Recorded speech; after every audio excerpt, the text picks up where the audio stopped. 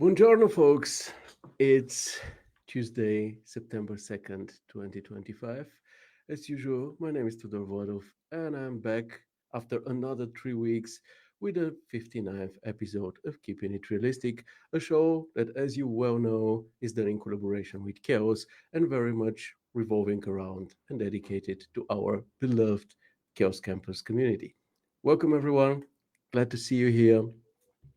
How are you, folks? How have you been? And gladly let me know what you're up to in the comments. I'm really looking forward to hanging out with all of you again. It's been 3 weeks since the last time, but let you know that now we are back to our normal schedule. The future episodes will be happening every 2 weeks as they used to before I went on vacation. We just made a small exception for a month, but now we're back to normal. And also, we're back to having co-reviewers with me here within the show. For the last show, we made a huge leap from Brazil, where we met Estela and Pedro, to Switzerland, where Mariana joined us. Today, the leap will be way smaller because the country of origin of today's guest actually shares a border with Switzerland. So, without any further ado, ladies and gentlemen, please welcome with me the artist with the most features on our cover image triptych, a graphic designer turned 3D artist straight from Italy, Alessio Iannuzzi. Let me show him to you. Ciao, Alessio. Great to have you here. Hi, Theodore. Hi, all. Hi. People already watching us. Leslie's here. Amit's here. Alessio, great to have you once again. It's awesome that you're here. And let me tell you that over the years, we've actually seen many works of yours: interiors, exteriors, experiments, commercial works, personal studies. Some of these we've actually even discussed during the live show. So I think it's really high time that we get to know you better. So would you be so kind and tell us more about yourself, about your creative journey, and what brought you where you are today?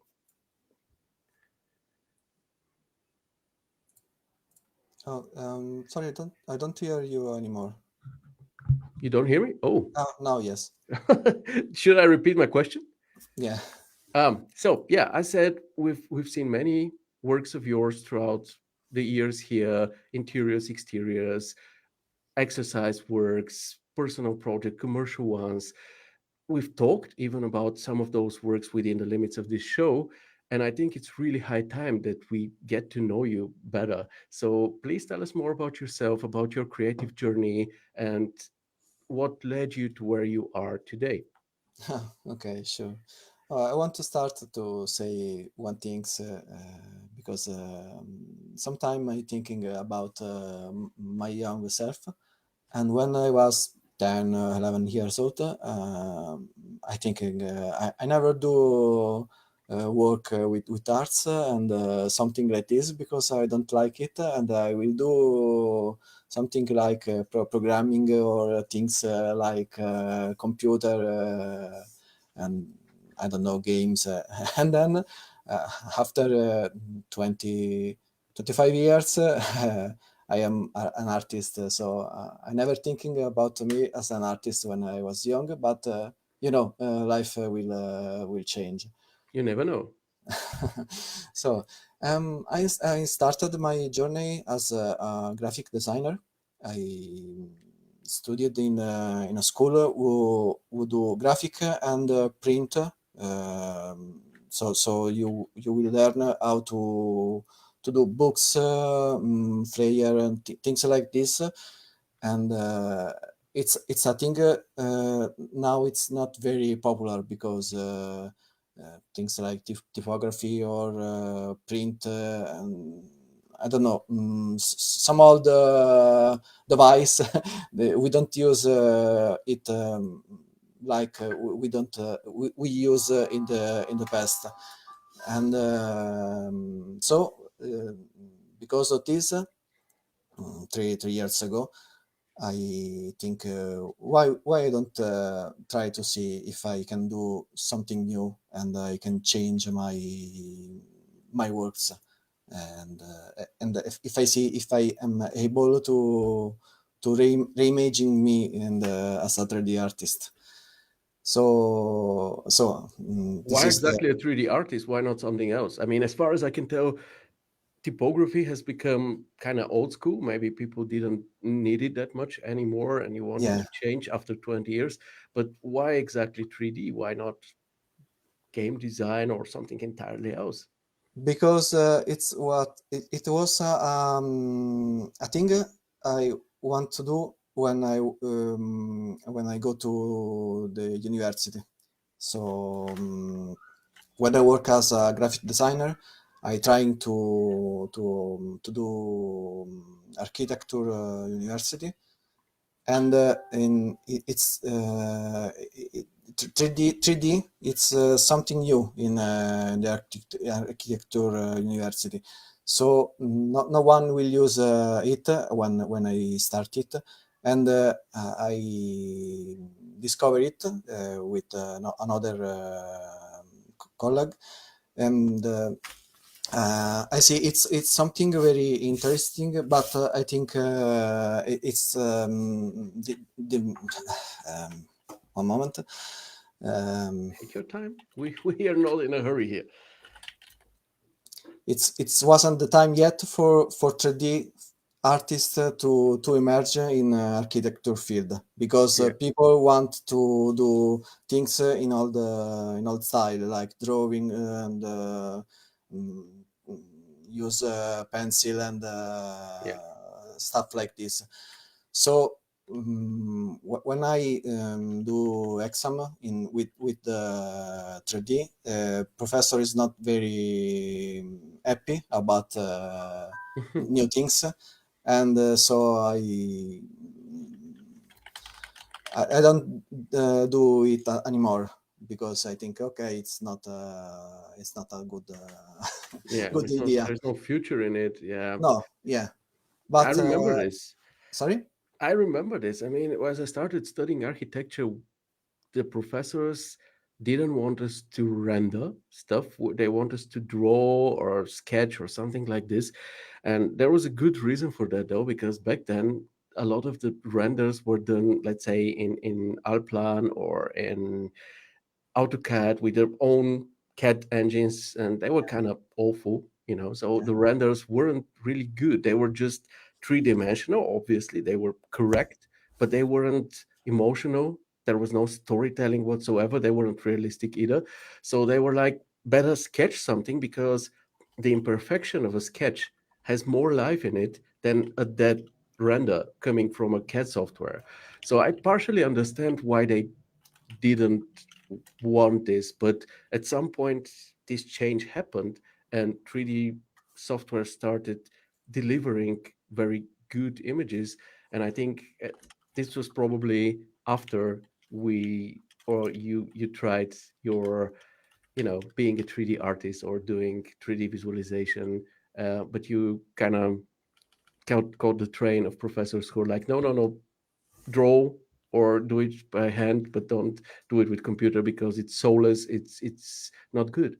yes, they say if you don't do it with your hand, you don't understand architecture. It's yes, but it's like okay, now I understand architecture in the old manner, but now we have this new tools to use. Why don't experiment with it? And Yeah. you know, now every university will use 3D AutoCAD, 3D Max, and things like this. But Hopefully, at least they teach it, because back then they didn't really teach us. We had a SketchUp course for an afternoon, and that was everything that we learned about 3D throughout my whole studies. No, later in the during masters, we had an afternoon of Maya, and that was it. Never yeah, properly learned it, and nowadays it's just so important. Like in the meantime, you can formally study it, like on the CG spectrum, for example. But let me mhm. just, don't want to interrupt you, but let me tell you, Romain also joined us, Danushka, and you have two seemingly big fans, Alessandro Zappa Yeah, And Marco Onersi saying numero uno and yeah, yeah. grande and so. So the fan club is here. Please continue with your story. Oh yes, Alessandro and Marco. It's the people who work with me in Photonics Visual Studio. So they Hello, are guys. my Great to have you here. co-worker. so, so, and after this small parenthesis of in architecture, I didn't change my work, and I continue to do graphic design in the typography, where usually I will do the graphic design as main works. But when I don't have anything to do, I give help to the other section of the typography, where we print or we set up the book. Oh, nice. So it was a fun works, but after 20 years of it, it's become a bit boring. Well, I don't know. Probably something similar could happen in 3D. I'm only 13 and a half years in it, but in six and a half, I'll tell you if I'm also bored of it. I think everything can get boring over time. But I think you've probably also learned something, right? I think you've also learned, at least when it comes to layouting, when it comes to using different types of fonts, let's say for your portfolio, this surely was useful to you, or wasn't it? Yes, yes, and you will learn how to see if things it's not working. Like if a color near another color, it's right or wrong for the type of thing you have to do. And so it's yes, as you say, you I learn a lot of things, but after 20 years, one day I wake up and I say, I want to try new things. I want to try things. Um,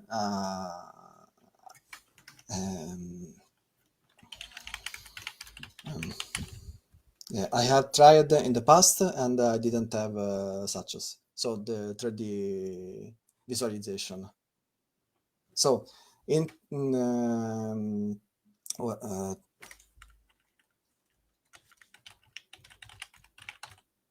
2020, I decided to, okay, I will follow a course for 3D visualization and I will try to change my work. Then COVID happened. Ah, of course. I have to to wait 2 years. Mm. So okay, it's not a problem. Then I will stay in the typography and then practice the 3D visualization, trying to find some client for small works, small things to practice. And after 1 year, maybe, I trying to find another works in the architecture studio. And if you remember, you helped me with the yacht studio Yeah. to join them. It's not was a very good experience because the ambient was very toxic, and after two months I leave them. Oh, So sometimes it happens. You can never yes, know beforehand. but luckily I found another studio after 1 month, and I stay with them for 1 year, and I learn a lot of things about architecture and visualization. But I don't really like how studio, at least in Italy, work with the 3D artist, because they use them to see the project, not when it's finalized. but they want to see the project and make adjustment Yeah. in the same time. And So it it's architectural work in progress, and you deliver the yeah current state of the work, and they see it, and they're like, no, that doesn't look good. So they go back to the drawing board, rework it, and then you have to revisualize it or update your scene. Mhm. and I don't really like this type of work because I say one time in other stream. Once I made 100 revision of a corridor of Yes. it's not it's it's not my work. I want to visualize the project of the other. I don't want to be a tool Yeah. for the other to see if the project is good or not. Yeah, I understand this. This is you are a tool, more or less a 3D tool, moving the hand and creating something. But I see here Fran saying classical workflow Italiano. Seems like it's not the only studio in Italy where they do the same. No, So yes, it's if you ask Italian people who work in architectural studio, the guy who do visualization usually don't do visualization. It's a minimum part of it. mm, So after 1 year, I choose to try to stay alone, become a freelancer with a, a lot of fear because if you don't if you don't have money, you don't eat at the end of the month. So it was a challenge for me, but luckily people like my works, so now I have a lot of clients who usually work with me, and for now I'm very happy of my choice. So I think I am lucky. congratulations for that, because not every time it works out. Sometimes people decide to become self-employed and it simply doesn't work out, and then they stay there without income, without perspective, and they gotta go back to the previous studio where they worked and kind of back to get back to their previous position. So happy to hear that it works for you, because as far as I know, you're not alone. You have a family to take care of, to put food on the table. So if it doesn't work, the pressure is different, I think. To me personally, being self-employed, the moment the kids were there, everything changed in terms of pressure, because when it's only me or me and my wife, we can also sleep in the car if necessary. But when you have kids, you cannot do this. You need to be able to provide constant, something to eat, roof over the head and something like this. So, yeah, very happy to hear that it works out for you, that you have clients here, and also that you don't live this life of constant revisions. Amit says revisions are nightmares when you have to change the same thing over and over again. And Alessandro very much agrees with this one, and me too. At some point, you lose all the passion, all the motivation, and you just want to finish the project and just, throw it away from you Yeah, and never look back. you rush it because it's not the final version, so they will change every time. So I don't spend time to make a beautiful material or modeling the things good. So it's it's not how I think 3D artists have to work. Yeah, it's gonna be so crushing over time when you just lose all interest and inspiration for these fields and decide to do something else instead. And it's very understandable. I remember I was still doing visualization as a side gig, so it must have been like 15 years ago or something. But at some point, I had to visualize something, like two versions of one and the same scene. It like I was doing this for a city planning studio, so there were two versions of a of a square in front of a what is it, Oh, come on. I'm stupid. I will also search for a word now because I forgot the word as well. Um, and when you hear the word, you laugh at me because yeah, it's a railway station. Yeah, so it's a square in front of a railway station, and there were two versions, and the one version I had to visualize only for the architects to go to the city and say, this is the bad version. So it I did it only for it to be the one version that people will laugh at and say that it is bad. So I just went ahead and made a zombie version of the same scene, with really zombies and rain pouring from the sky to give it to them so that they can just see how stupid it is to waste resources and energy on something which isn't meant to be. But sometimes you do stuff like this. Let me check the comments. Alessandro continues, I'm an architect and I used to work for an architectural office. They work like this. Marco says, I agree with Alessio. In Italy, the role of the 3D artist is misunderstood. We've worked with Spain and England, and they're much more empowered and appreciative of this role. In Italy, we're called renderista. Not even Google can translate it. We should help the designer with his insecurities for free. It would be great if the journey we've undertaken together is recognized not only financially, but also morally. That's a really good statement, I gotta say. And in German, it's also not 3D artist. In German, we are Visualisierer, which is visualizer, you know.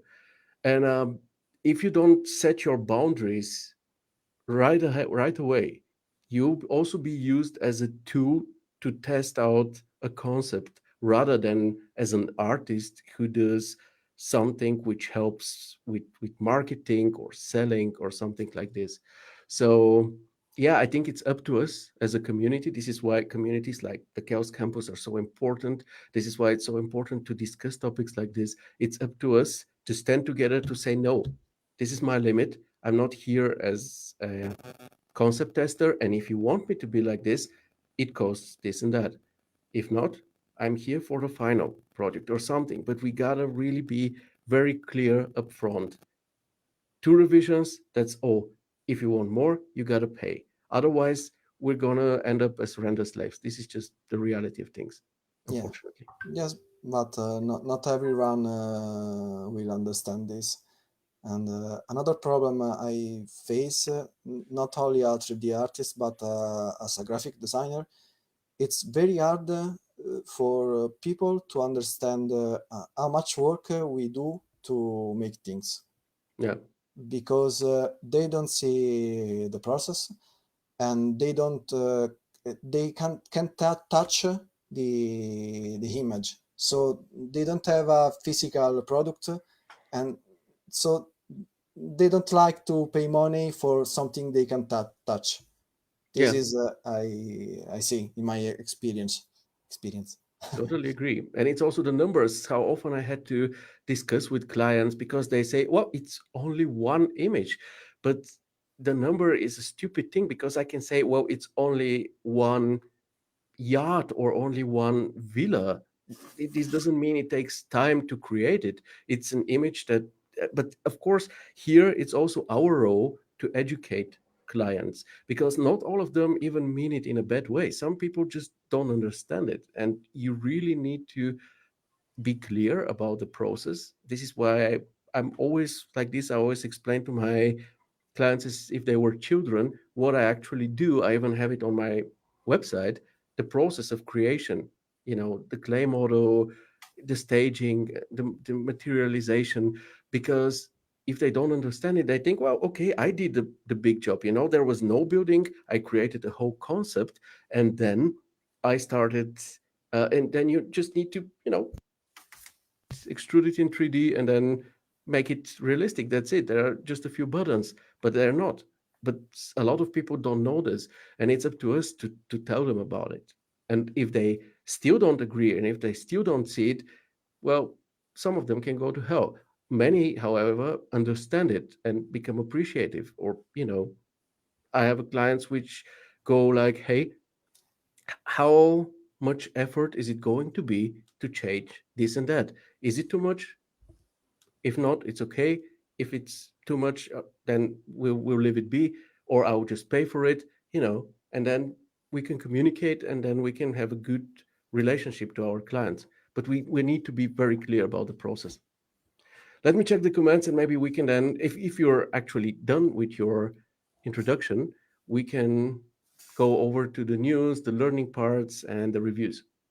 Um, yes, maybe I can add something later, so we can Yeah, start with, we'll have a Q&A for everyone. We'll have a Q&A in the end. So everything you want to know from Alessio, keep your questions for the end. I also have a lot for him.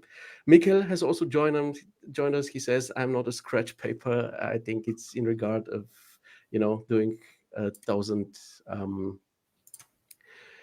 redoings of a project. I absolutely understand this. France says, I'm glad to see so many Italian colleagues and that I'm not the only one facing all these problems. Yeah, it seems like, I don't know if it's the Italian clients or something, but it seems like you should try to educate your clients and just tell them what your work actually means, what it is, how much effort it needs. And I think that if many of you start doing this, they will understand. And they can say, I can exchange you or swap you for AI, but let them try it out. Let them try to achieve consistency this way and see if it works out or not, because I'm pretty sure it won't work out. Leslie says today's episode is really interesting. It's nice to know I'm not the only one that struggles with these issues. It seems like an international problem, and it is. We also have clients like this in Germany. But once again, if your quote is clear enough, if you say, we have 2 rounds of revisions, this is what's included in the price, and they want a third one, of course, there are situations where you can say, oh, you know what, this client is great. We've been working together for so long. Oftentimes they don't have any revisions. This time they have a third one. Of course, I won't have them pay for it. That's okay. Sure, it is. But especially if it's a new client, you really got to set your limits and your rules. This is really, really important. Otherwise, you end up getting used or you end up getting angry. And sometimes the people that use you don't even know that this is the case because you haven't told them. So we have the own responsibility to educate. This is what I can recommend. Have anything to add, Alessio? oh no, I'm um, it's what you say. It's right. It's something we need to learn and understand to do. But yeah, sometimes there are also clients who want to use us and have no respect for what we do. Usually, from my experience, these are the clients that you have no real future with. So the sooner you get rid of them, the better. And at some point, they either have to see that what they do is not right, or I don't know, maybe they'll find someone who's eager to put themselves through this. But don't be that someone. Have your own self-respect, because at some point, otherwise, you may end up hating what you actually enjoy doing in the first place. I've had such phases in my career where I was on the verge of just, throwing everything away and saying, nah, screw that. I don't want to do it anymore because they're just getting on my nerves.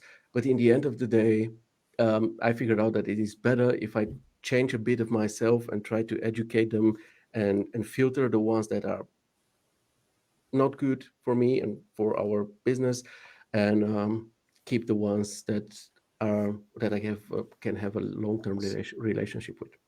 So sometimes I think they don't want to sell the product, the project very well. They want only the money from project. They don't care about how it come out.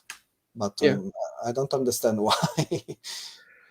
Well, this is another something that you can tell people. I also tell them this, that just having a 3D image. Then sometimes when somebody calls and they go like, "Oh yeah, it doesn't need to be so detailed. It doesn't need to be that good," and I'm like, "Why do you call me then? Because you saw my portfolio, you saw that my work is detailed. It's kind of good. You liked it.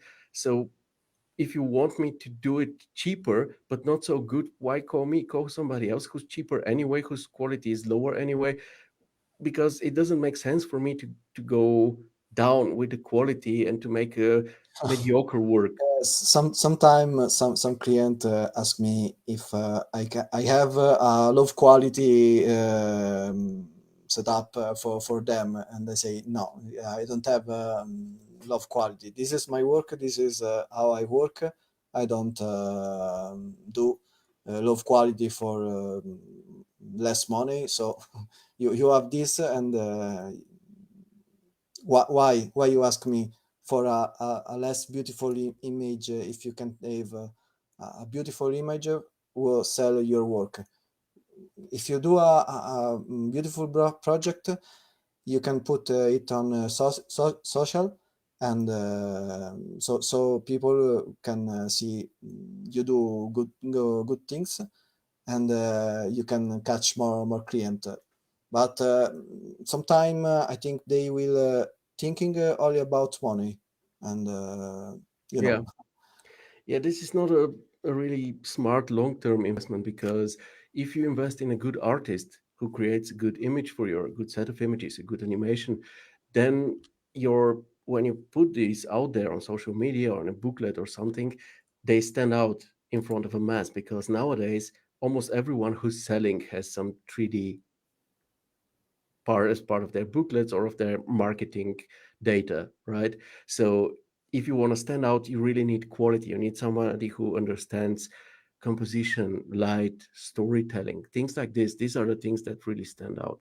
So I think, yeah, but of course we got to understand also those people that don't have such a massive budget. Let's say you're a self-employed architect, you're just starting, you cannot afford a very good artist. So we also need to show some understanding. And I think in the end of the day, we should try to get closer to each other and try to make it work with each other, because both sides can actually profit from this. So let's hope it works out. And the situation in Italy, and as we can see everywhere on the world, changes for the better. Okay, let's move on to some news. Right now, I will start sharing my screen. Let me just see where I can do that. And then we can take a look at some recent news. Okay, so first thing first, we have the Chaos Vantage 3 beta, which came out last week, if I'm not mistaken. For those who haven't heard about it, or didn't get the memo for this, you can just download it. You need to sign up here, and then you can download this version of Vantage, try it out for free as long as the beta period is running, which I don't know. I have no info about how long this was going to be, but probably longer than a month, I assume. And it definitely comes with some amazing features. So this USD Material X support, I'm not sure for how many of you this is actually interesting, because I think most of the users here in this community use either V-Ray or Corona. But let's say you come from Houdini, from Maya, for Blender, then the USD Material X workflow is now supported in Vantage, meaning that you don't have to change your model. You can just render it in Vantage, and it will look the same way you've set it up in, let's say, Houdini, which is great. Also, we have Gaussian splat model support. Like, if you remember, we experimented with Gaussian splat models in V-Ray 7 when it came out, and it was amazing. As somebody who's into exteriors and who has spent tons of hours recreating surroundings, seeing how quick a Gaussian splat model can be created with just a smartphone and then implemented in your rendering is just amazing. And of course, while testing it out in V-Ray, I was like, okay, now imagine the same thing with Vantage, which would be like an immediate response, and it would be so amazing to have it. Well, now we do. Alessio, have you already worked with Gaussian splats or created some? No, because I never done works where Gaussian splat it's needed, and I don't use Vray, so I don't have any chance. But have used cloud points. So, Well, as far as I know, with Corona 14, which is supposed to come out in November, the Gaussian splat model support will also be added to Corona, most likely, meaning that if this is something which can save you time, because I know that you also do exteriors as yeah. well, um, then I would recommend you try it out, because once again, you just need to visit the location, but you can use Google Earth with some AI, and then you can create your surroundings with the Gaussian splat, and then you can just put your building inside instead of wasting tons of hours recreating surroundings. And I think this is going to be a huge time saver in future. Let's see Yeah. how it turns out, especially if they manage to remove the light data from the splats. This would be awesome. Anyway, what we also have volume rendering. So far we had in Vantage, we did have volumetrics and fog, but now we have VDB support. So, all the smokes, clouds, and stuff like this, you can now put and render into Vantage, which is also amazing. We have the long requested material editor as work in progress so far. Yeah, material generator soon also coming, night sky, scatter clustering. So there is a lot of cool stuff. If you feel like it, sign up, download the version, and try it out. And don't forget to provide feedback to Chaos, of course, because especially if you encounter bugs or some issues, report to the developer so that they know to fix it. But in my personal opinion, this is like a personal appeal on my side. If you encounter something positive, if let's say you download the new version and you figure out it makes your workflow so much easier, so much better, gladly give some positive response too, because developers in the end of the day are also people. And as you and I enjoy hearing a compliment here and there for our work, they do too. So if you think this is a good version, if you like it, gladly drop them a comment, because I think this will motivate them too. Amit says, I signed up and used it. The UI looks just a bit different. Well, I still haven't. I've downloaded it, but as I already told Yes. you, I'm. They changed it a little. They changed it. Yeah. Have you also tried it out, the new Yes, version? I tried it, but I don't know. I think it's my problem, but I don't really like how Vantage work. Because of do you use it with Corona Lifelink? Yeah. Yeah, of course there are some limitations. For V-Ray users, it's actually better because Okay. the V-Ray materials are way more supported than the Corona materials. When you start a Lifelink from Corona, the Corona materials get kind of Updated. adapted to Vantage in the process of the Lifelink, which means that a lot of them aren't supported or don't look right, which of course is. Yes, I found they don't like multi material or mapping randomizer and things Yeah. like this. Corona AO, Corona curvature are not supported yet. Of course, this is meant to come with time. So I think the next version of Corona will also implement some changes regarding the live link to Mhm. Vantage. But I personally gotta say that I love Vantage on its own, So I think you just need to decide in the beginning of your workflow, you need to decide, are you going to go for Corona render? Then just stay at Corona. You can use Vantage for let's say, for the lighting setup, for the white balance model, and then just stay at Corona. But if you say, okay, my client isn't so demanding, they would prefer having two images instead of one, which is perfectly photorealistic. In this particular case, I would recommend go with Vantage and just adapt your materials to Vantage immediately and render there, because how quick this render engine is like, an image, you render it in 8K and it's done in 4 minutes or 2 minutes or something like this, and it looks amazing. So I've done my experiments and I also want to experiment even more with it. But yesterday I talked with Abdi, and he said it's even quicker now. Okay. But yeah, Well, it's to each yes. their own. Test it out. No, for animation, I think you are right. But for still image, with the trick of Hey Intel on in Corona, you you can stay in Corona if you want a beautiful image. Because Yeah. now I will use the trick, and I for a 4K image. Usually, it will take 10 minutes, and Yeah. Well, That's awesome. Yeah, yeah. That's it. Doesn't work every time, but you mean the Ah, VX test, yes, right? you're right, but it's a great, It's great great to thing. have this. This is a wonderful workflow. This is why we also talked about this in the live show because it was absolutely amazing what Vieco found out there, and also decided to share with everyone instead of just keeping it for himself Yeah. and profiting. So yeah, but this is how awesome people in our community can be and often are. I see Peter. Peter, hello Peter. Greets to Berlin. I'll see you in 16 days or something. Really looking forward to this one. Amit says, Theo, let's gang up on vantage testing. For sure, I will be experimenting with the Remise model, I think. But okay, let's continue with some things regarding learning. So first of all, we have something which is quite fresh. The Chaos Educational Collections were officially announced yesterday. We have three of those, and I really want to show them to you. So there is a V-Ray collection, a Corona collection, and an Escape one.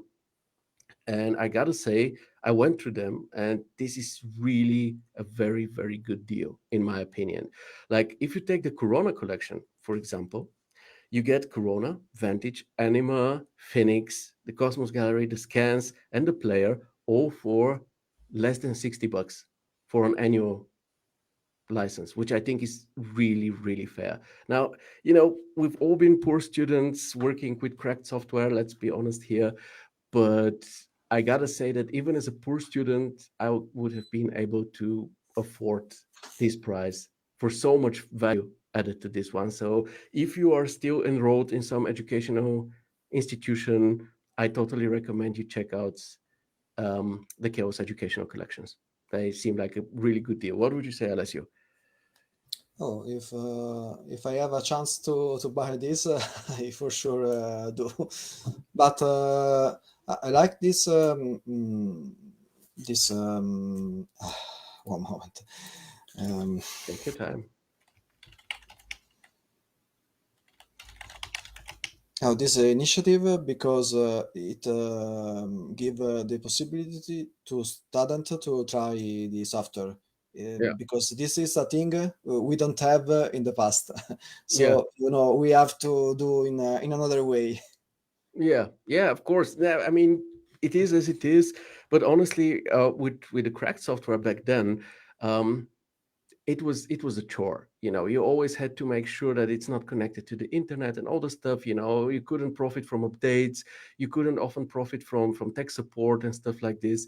And now this is not the case anymore. So I'm really happy. I think this is a really, really fair offer coming from Chaos here. Now let's continue with some webinars. We have a webinar called Create Faster with Corona 13. It will happen this week on Thursday, September 4th, same time as our show started today, where Nate Skilla and Tom Grimes will showcase the latest features of Corona 13 and how they can be used to speed up our workflows, which I think is a great, great thing to show us. And additionally, we'll also have Bartosz and Artur from the Common Point, who will also be sharing some cool tips and tricks from their trick box. So I definitely recommend this to everyone, not only rookies and beginners, but also to experienced ones, because it seems like we can learn something new there. You'll be there, right, Alessio, as a Corona user? Yeah, yes. When I can, I follow every time the webinar or the other show.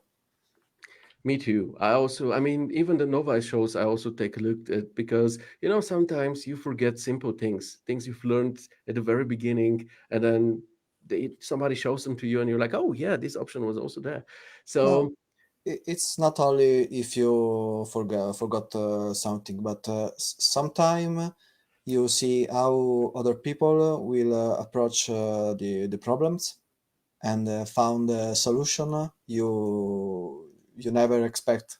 So you can see new things you are not able to know. yeah, absolutely.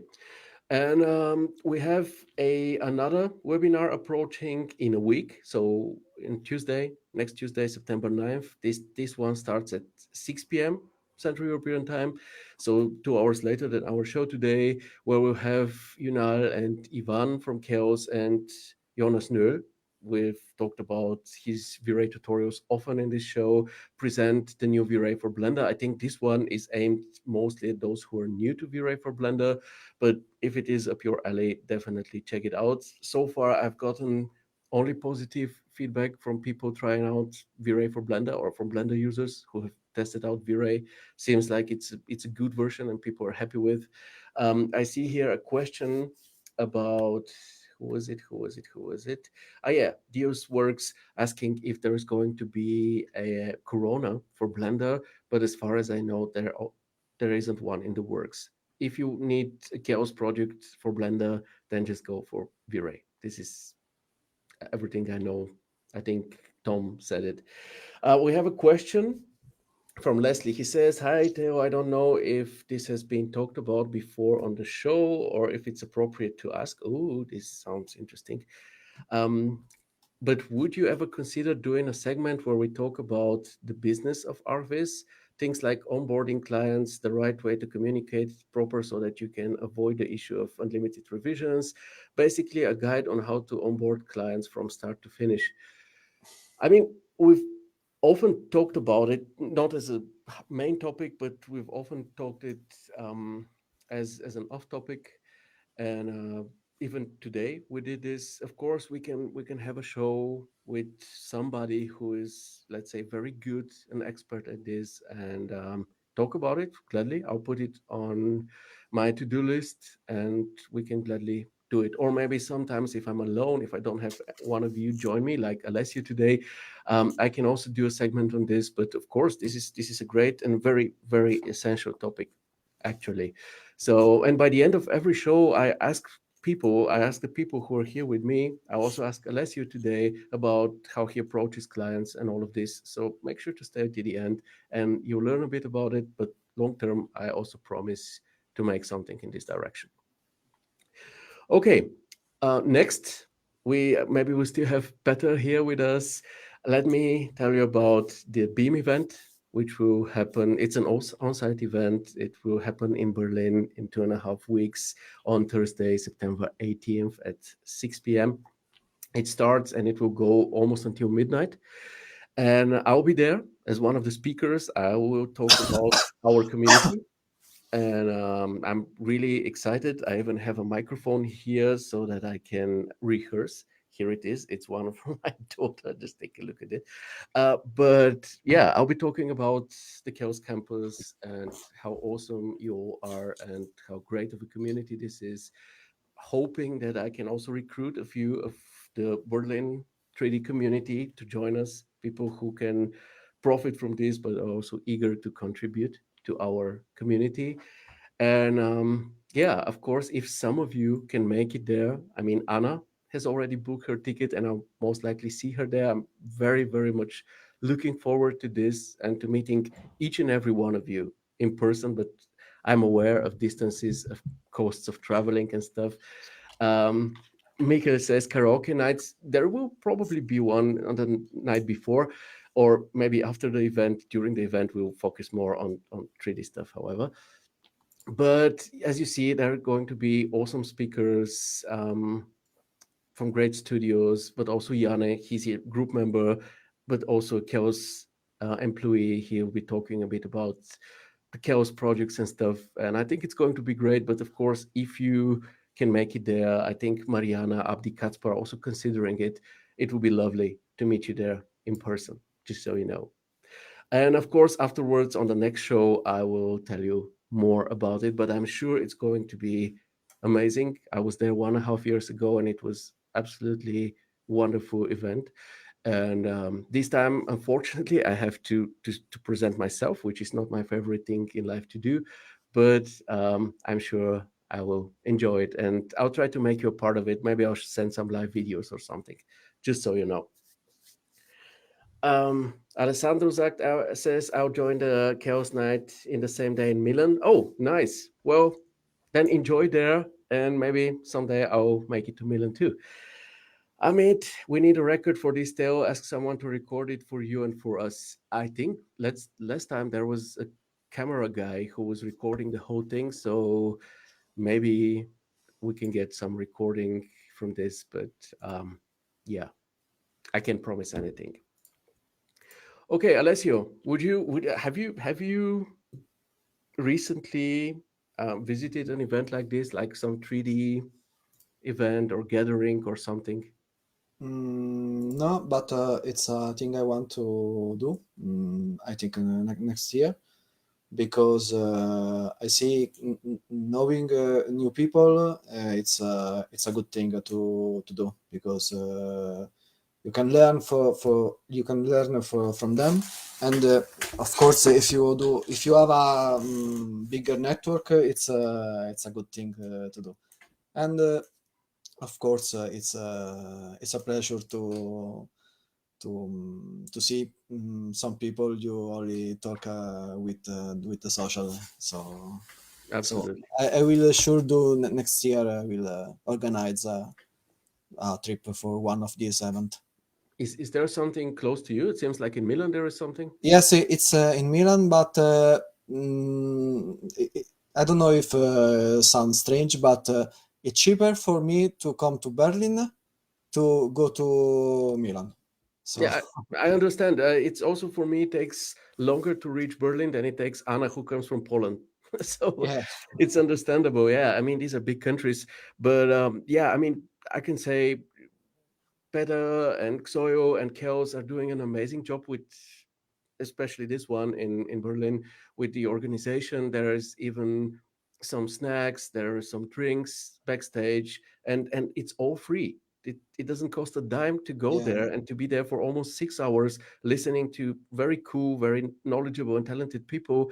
And due to the very flat hierarchy that we have in our field, you see a person talking in front of everyone on the stage, and then 5 minutes later you're in a talk with this person backstage. There is no rock star thing there. And I really really enjoy this. So as you said, the networking is awesome. Just hanging out with those people is really inspiring, I would say. We're throwing around this word a lot. This is inspiring, that is inspiring, but being on an occasion like this is truly amazing indeed. yeah, So I recommend it to you if you can make it to Milan, or you can make it to the World Visualization Festival, or to D2, or to one of these chaos events. Gladly do it, because it will make it really, it will be motivational to you, I'm sure. Danushka says definitely one day. Yeah, I hope to see you one day too. And one final thing before we move over to reviewing, something I want to remind you about. Abdi, our Abdi is going to be presenting on the school platform. Now it's also Schools Abdi, today after our show. So at 7 p.m. Central European time. So let's all head over once our show is done. Let's all head over to school and be there for him, support him, watch his presentation. He'll be talking about Tyflow, presenting some examples and some doing some live presentation as well. And I think it will be great. He was always very supportive here in our community. He even started these Tyflow for Arfis sessions, especially for us. So let's go and show him some love there as well. Maybe, oh, there he is. Abdi, just talking about your presentation, maybe you can drop a link so people can know where to go and watch you afterwards. um Fran says where I can find more info about the Chaos Night in Milano. Let me check this one if it's somewhere here. The chaos.com/events. There you can find everything. So I'll drop this to you, and there you can see Chaos Night in Milan okay. 25, and I here put you can find. I put the link on the chat. Yeah, it's on the chat. People can. I'll drop the direct link as well, so you can go check it out and enjoy it. I'm sure you'll have a good time, and afterwards you can gladly share some photos, share your thoughts about the event here in the group. Would love to hear your thoughts about this. Okay, I think this was it, and let's do some reviewing, Alessio, shall we? Yeah. Nice. Okay. Oh no, it wasn't it. Sorry, fake news. Two things I want to remind you about before we go to the reviewing is first of all our shorts. So I'm still looking forward to getting some clips from you in vertical format, 9 by 16, maximum 3 minutes, where you record yourself with your phone talking about our community, something that I later share on our YouTube channel in order to promote our community to other people who may be interested in becoming a part of this. So let's gladly do it. We already have, if you want to know what people say in these videos, here there is an example by Amit, one by Isaac, and also one very good by Ahmed.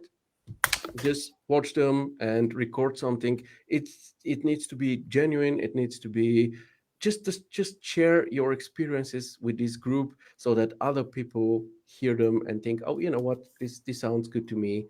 I'll also join, and some like-minded people. And also, not only about these clips, but if you have some random friends and other people who you think could fit this community, gladly tell them about the Chaos Campus. Because we keep this group closed. We don't want to make it open, even though the numbers will then grow rapidly, but there will be no point. We won't profit from higher numbers if it's just somebody's, let's say, parents just joining to see them through the live show. These people, it's good that we have them, it's good that we have the numbers, but they won't, really change how our community is or make it more helpful or supportive. We need like-minded people, but if you know some, gladly tell them about what we have here so that they can join us and that we grow and become one of the best groups out there. I think we're very much on the way. So this was the first thing, and the second thing was our remise challenge. Just reminding you about this one. There is a post describing everything you need to know where you can download the model of the remise and just get creative with it. Tell a story. And honestly, especially nowadays, it's really not that difficult to do that. For example, I had made this image. It was just something I did in order to have a background for our work in progress Fridays. And I very, very easily, within literal minutes, I turned it into this, just with the help of AI. I just took the clay model here to Nano Banana, which I wanted to test out because it's kind of new. And I first said give it some texture, make it realistic. Then I started creating more and more of a wedding setting, going back and forth. Then I went a bit to Magnific in order to add a bit more detail. And here we go. And here you have a great reference image, right? And then you can try to establish something similar in 3D and create your scene that you later share. What would you say, Alessio? Oh, I would have I would have liked to do it this challenge, but unfortunately I don't have time to do it as I would like. So I don't have time to focus on it. But I for sure follow the things people will do because when we do things like this, people can express his creativity. So it's fun to see how people will see the same subject in a different manner.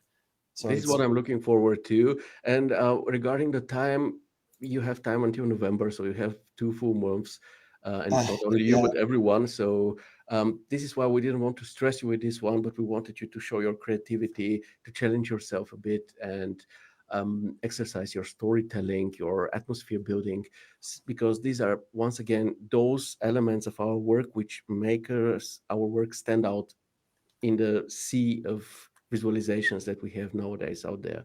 And this is why I deliberately took something which isn't that amazing and modernistic, because if I had given you a modern villa, you could have just, made a blue hour setting, some warm light on the inside, and called it a day. But it is not that all the clients that will reach out to you will give you some amazing modernistic highly architecturally precious villas. Some people will give you something you wouldn't find that so amazingly attractive, but you can still make something special out of it. Yeah. Let me show you an example here, and then we can finally move on to reviewing.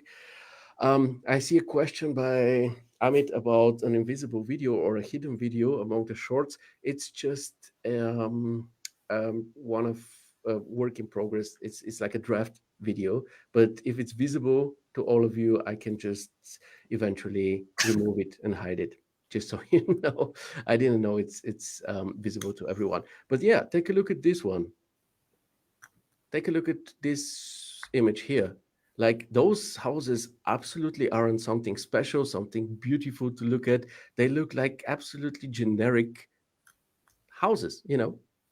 But the image itself is made it to something special, you know, with a shadow, with a guy taking a photo in the early morning hours. So you can make something even if, let's say, the base isn't your favorite object or something that you love at first sight. You can still make something interesting out of it. I believe in you and I know you can do it. So yeah, gladly try it out. I hope this one has motivated you a bit. And now let's finally head over to our reviewing segment. Now for the reviewing here, we have a topic a bit today. I have chosen four works that are actually revolving around the topics of light and color. And we'll start with this one by Abdeltif. He writes, "Hello, everyone. I would like to share with you my personal project with the three modes. Thanks for this great group. You're very welcome. It's our pleasure." Alessio, should we go through this image by image, maybe? Or Okay. maybe Le- once through all three so that people see what we are talking about. So this is the first, second, and third mood, and yeah. then we can maybe talk. Yeah. Oh, I really like when someone show a project in the different setup, because for me it's more realistic to show to someone how a project will come out in the different time, because the things usually people ask to us is to set up a scene, a scene, and polish it and show them like if we go to a, I don't know, in a uh, one moment,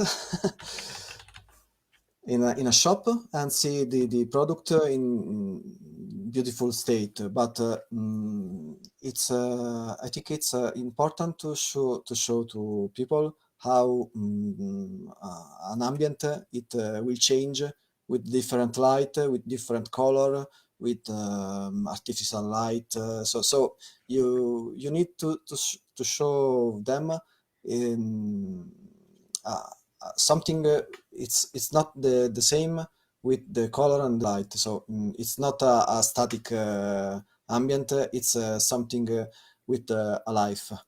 Yeah, So this type of image, it's technically good. It's very beautiful. I like it, but I don't know if I am a client. I want to see how it will look when I go to bed. So in the night, because this room it's the room where I stay mostly in the night. So I never see the room with all the light on, with a stage photographic look.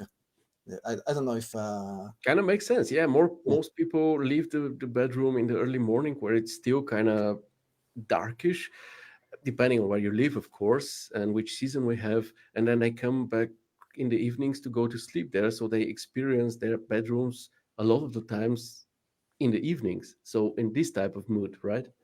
Yeah, exactly. And sometimes I have problem with architect, because I show the room like this one with the right light setup. So in the evening on things like this, and they say no, because this is too dark. I want to see the color without shadows and things like this. But it's for me it's very important to show for to the client how is the room where they live, because it's a thing where you live, so you want to see the real things, not the fake one. Totally agree. Totally agree with this one. And also, I mean, I think generally here, this is just a wonderful study on lighting and on the impact lighting can have on an interior. Oh, Yeah, is everything okay exactly. with our cameras? I have No, a I have a good. strange preview here, but yeah, I think everything's okay. I just had a bit of an issue with my preview here. Yeah. Anyway, so in the first, let's try to analyze it a bit. So the first variation that we have here, what we have, let's try to break it down. The natural light here is some type of evening light, blue hour or something, and the interior illumination is very selective, very focused, right? We have it in the bathroom, we have it here, and we have it here by the nightstand. And what we have here, I think we can both agree, is that we have a very clear focal point. So the first moment when I see this image, I immediately look at this area down here. And why is that? Because of contrast, two types of contrast actually. The tonal contrast between bright and dark, and the color contrast. Everything else in the scene is kind of bluish, coldish. And then we have this very dominant, very bold and saturated orange red of Yeah, the and skirt of this woman. I think he chose the color red because red it's a focal point, a focal color. Yeah, So if you, I think everyone will see the girl in the bathroom and the vegetation on the on the nightstand here. yeah, exactly. Yeah, red is also the color of passion. And the thing is, we have here something because we see the woman and she becomes our major eye catcher, and we start imagining stuff. Maybe she's putting on makeup and going out for a party. Maybe she's preparing to go to bed. Maybe the photo is taken by somebody who she will be going to bed with, and there is something romantic going on. We start imagining, and this is where the storytelling happens. Like sometimes the storytelling is very clear, other times it's just that it gets our imagination to work and we start imagining stuff. What is also great here when it comes to lighting composition is that we have a triangle. You see the triangle? Yeah, The one major light, the other, and the third one, which gives our composition this nice stability. And also, what's really awesome is how the lighting defines different zones. So we have the bathroom zone, we have this chill zone with the two armchairs, and we have the bed zone. So this is why you said you would prefer this one, and you see this one kind of thematizes the different parts of this room. If we compare to the last image, here kind of everything is equally important, and when everything is equally important, kind of nothing is. Whereas here we have the bed zone, the chill zone, and the bathroom zone. So even though the storytelling here is so strong, we still have a lot of information yeah, which the image gives us. and But it's easy to focalize your attention of different zone instead of the other image where you don't know how to look to focalize the attention. yeah, I absolutely agree. I gotta say, however, that this plant here bothers me because it's very bold, it's very saturated, very contrasty, but something which is so close to the edge feels like it's falling off the framing any moment. And I wouldn't want to have it there. I mean, if it was thrown on the bed or something in a very kitschy manner, I would better accept it. But here I would say go with something maybe with a white plant or something, because you're right about red being the focal color or color of passion, but we don't have a triangle of reds. If we had something red here as well, then it would be maybe better. But now it's kind of debalancing. Mm. um or don't you think? I think it's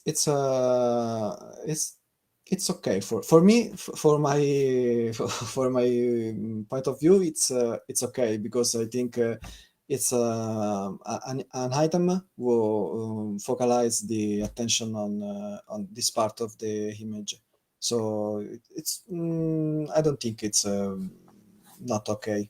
But I think it's something will change to person. Yeah, I think, yeah, it's one of those subjective matters. But what we can agree on is that the major impact here is the storytelling, right? Yeah, The girl, exactly. and so saying something about her. Okay, let's go to the next image, which is wonderful in terms of mood. Like, this is a really beautiful mood. I personally enjoy it. Like the Yeah, sunset, and it feels like draws you in, wants you to just lay on their bed and bath in sunlight, right? And suddenly, nothing changed on the scene except the lighting, right? The girl's still there, the plant is still there, everything is on its own position.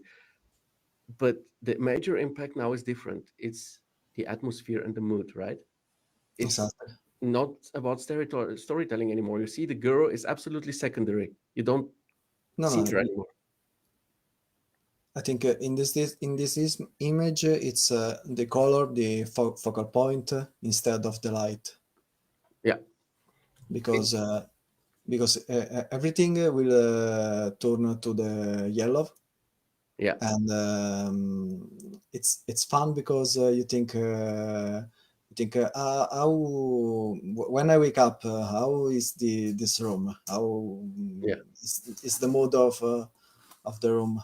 It's warmth. It's kind of welcoming. It's cozy. Yeah. It's This is what it is about. It's not about the girl and the story anymore. By the way, Mariana is here. Isaac joined us. Amir. So more and more joining us. It's awesome to have you here, guys. We're reviewing our first work for those who join us later. And yeah, I absolutely agree about this one. And now let's compare with the third image. So on this, if we try to summarize once again, this, the first shot, we had the evening or the blue hour, natural light, and very selective and targeted artificial lighting. On the second one, we have the sunset lighting, and the interior illumination is completely turned off. And now on the third one, what we have is an overcast natural lighting coming from the outside, and on the inside we have the ceiling spots being turned on, providing this very uniform and neutral lighting. So how does it compare to the other ones? What would you say, Alessio? uh, I think this image is the cold one, because Kind of. it's like you go to IKEA and see a room. Yeah, it's very informational, right? It's just like, you have very clear visibility here. You see the colors properly, you see the materials, probably the best among three versions, but it's kind of like very informational. Take a look at this room, you see everything, as you say, by IKEA. Did you see the whole thing? And then, is it for you to buy it or not? But it's not emotional anymore, right? No, it's for see if all the material is okay. If you like this thing here, this other thing here. It's more. I think it's a commercial image. Yeah. But the question is if we can get our clients to see the other two ones also as commercial images, because in the end of the day, which what we figured out with the very first image, it's still very informational because it defines those zones and makes the viewer properly see all three of them. And it's also very emotional, and it very much corresponds to what people actually see in their bedrooms, an evening scenario. So this one, of course, as you said, the warmth, the welcoming feeling of being in this bedroom is just a cozy thing to do. And this one is really informational. Of course, if it's an image about the materials, if you want to talk about, let's say, the floor, the carpet, the bed materials, the walls, and everything, this is the image you need to take. This is why I think it's great to have such a study in your portfolio, because once you have it, you can show it to your client and say, yeah, you most likely contact me for an image like this. But you know what? I can do this one or this one. And then you can tell your clients what the advantages of the other two versions are. And this is the type of education I was talking about in the beginning, because most people know only the IKEA type image down here, Exactly. and they cannot imagine a different one. But if you have something like this in your portfolio and you go like, wait, there is more to this, there are more options, look at this one, look at this one, let's discuss which one is good for you, where your priorities are. This can help you a lot. So I can recommend to all of you to have such a fantastic study. The scene is not that complex, or but the study is really wonderful depiction of the power of lighting.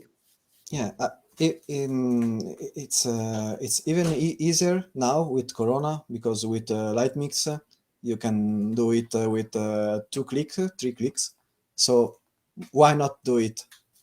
Yeah, wonderful point. This is the case. I mean, you may need to render out with different HDRIs simultaneously, because Yeah, obviously we have a bit of a different situation on the outside with the natural lighting, but having something like this can help you so much in the negotiations with your clients, because obviously an image like this alone wouldn't be bad, but now that we know this version and this version, we kind of don't want this one anymore, right? exactly. It kind of pales off in comparison. So, but you got a lot of us artists need to understand that many clients simply cannot imagine things, right? This is why what we do, visualization, is so important nowadays, because many people out there have a really hard time imagining a 2D floor plan into 3D. This is where we come in, right? But also, people have mostly seen images like this. So for them, for many, this is the only available option. And it's up to us to say, no, no, there is way more. Take a look at this. Maybe if you don't want to do this within your, add it to your portfolio as such, you can at least do something like this in the clay phase. So when you start working on a project and you're in a clay phase or you're setting up your lighting, this is where you can offer different moods. And maybe the clients will go like, oh, you know what? The evening mood is great. It stands out way more. I'll go with this one. So Yeah, Isaac says, oh, sorry, I agree. what? I agree with you. Yeah, I mean, we gotta try it out. If we just give up and say, yeah, okay, well, do what the clients want, then we'll most likely always end up with this image. But I can tell you that sometimes clients would love images like this. They just don't know they exist as an option. Isaac says the blue hour image is more impactful in terms of mood. The bright day scene, I agree, is for showcasing the detailing of the room. Yeah, of course. Maybe you can do both. Maybe you can sell both. As Alessio says, with light mix, something like this can be done within minutes with a few clicks. But you can then sell two images. You don't need to screw your clients up. This is not what I'm saying. Like, sell two full images. You can sell the version of this image for just a small price, and then this way you'll be happy and your client will be happy. But you gotta be active and proactive sometimes in order to make things work. It's just the way it is. Shall we move on, Alessio? Okay. Okay, very cool. Now, next thing is a massive one, but I don't think we could talk about light and color and not mention this amazing work by Ylli. It's a residential building complex in Prizren, Kosovo. I would say, I mean, there are so many images here. We cannot talk to them one by one, but maybe we can talk about our favorite ones among the pack. Do you have a favorite one? I think it's this one because it's don't look like an image. It's look like a paint. Yeah, like a painting, right? Or it's just so picturesque and so lively, and the framing. Yeah, and if you see it, it's full of details and things, and they don't um,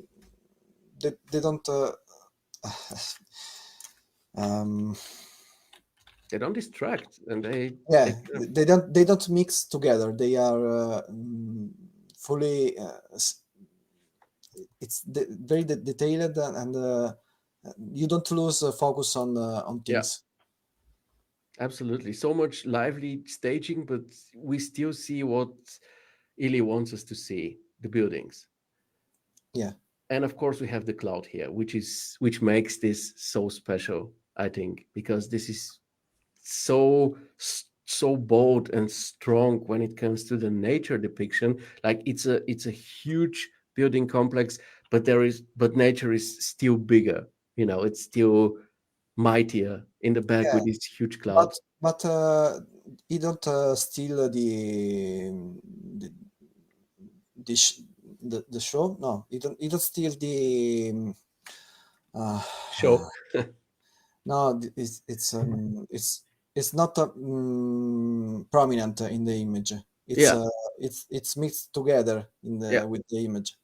It fuses harmoniously. And Mariana says clouds are very prominent. Are they too prominent for you, Mariana, or do you think they're pleasantly prominent in a way that they kind of make the image nicer and enhance the mood and the atmosphere, but they're not in a negative contrast to the building? I see it also this way. They kind of become a part of this. This is just part of the framing, part of the composition. Danushka says, if you see this in real life, you would definitely take a snap like this. I assume too. If I would see something like this, I would take a photo. Yeah. Janitha says the cloud is very dramatic and emotional.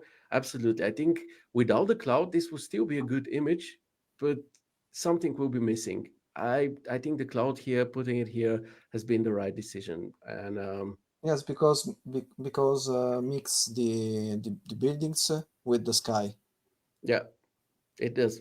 Absolutely. Mariana says, for me, they're catching a lot of attention, but I still love it. We all do, Mariana. Dio says, I was a fairy. Well, just take a look at this. I mean, this is so lively. Here, the ground level, the urbanity here is absolutely authentic. Then we have the buildings, as you say, they're very, very visible.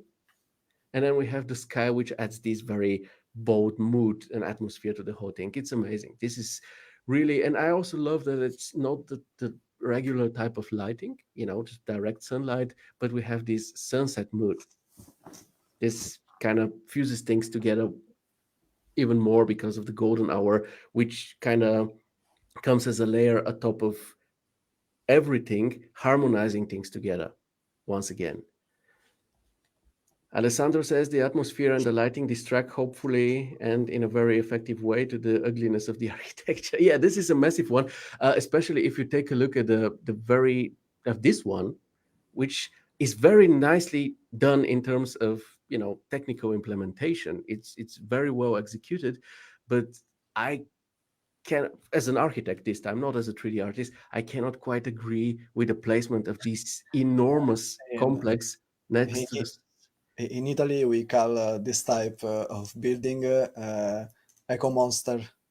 Yeah, it is. This is a very good term for this, because take a look at, like, some of these look like single houses even, but let's say they're multifamily houses, and then you have this monster next to it. So I think Ylli had to probably do everything in his might to kind of distract from it in a way. But yeah, the final results, I mean, people seem to be loving it. Isaac says this is very scenic. Framing the building that way makes it feel grand. Yeah, it is grand.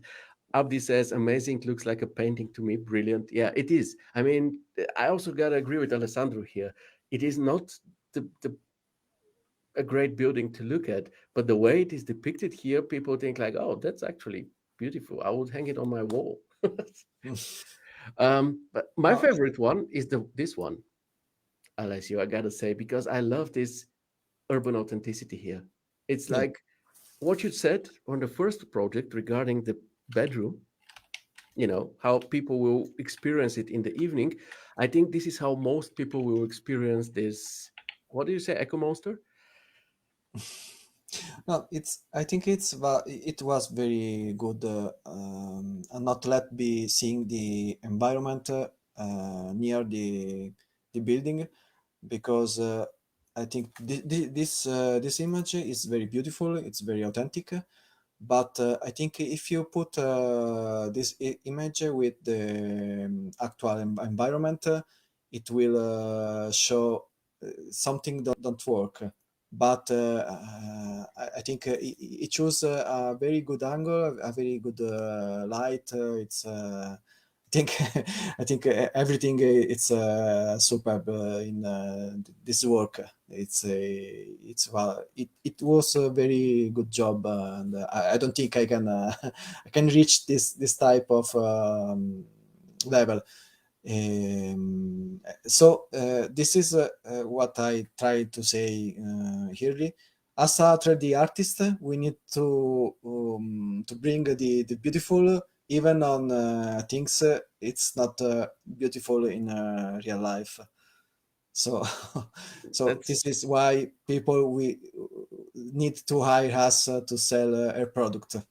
yeah, and here they hired the right guy, I would say, because Yeah, he really made this blocky thing. Which, I mean, if it was like in some type of a huge city, I think it ain't that bad. Obviously, it won't win any prizes for beauty, but I think it ain't that bad. I mean, I've seen a lot of worse things, because maybe because I come from Bulgaria, but there are way worse examples there.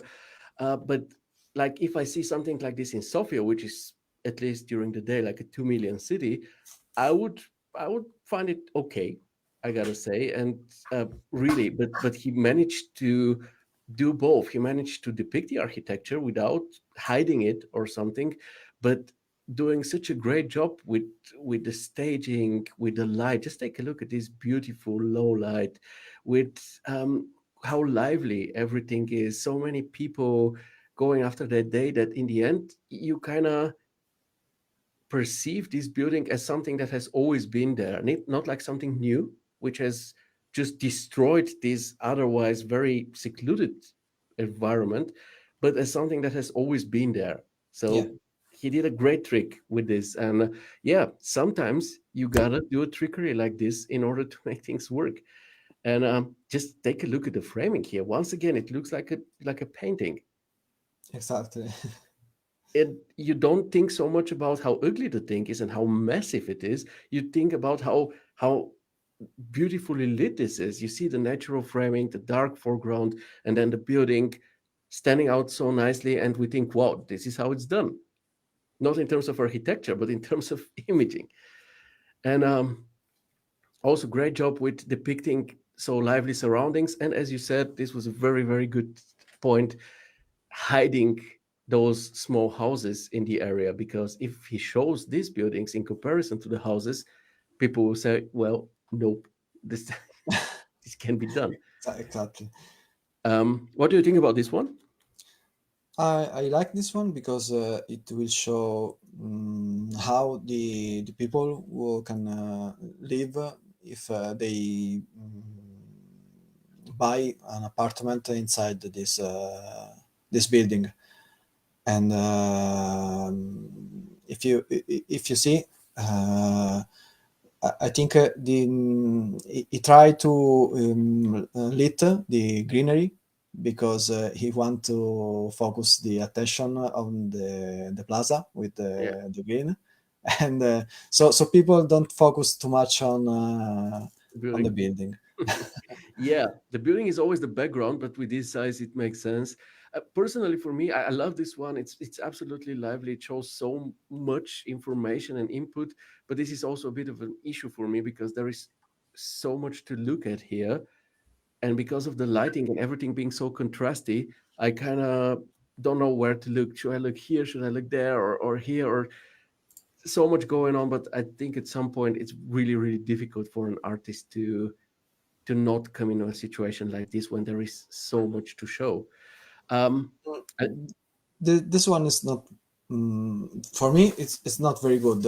I didn't like it, okay, it's wonderful. It's a a little bit masterpiece, one. but I don't know. It's mm,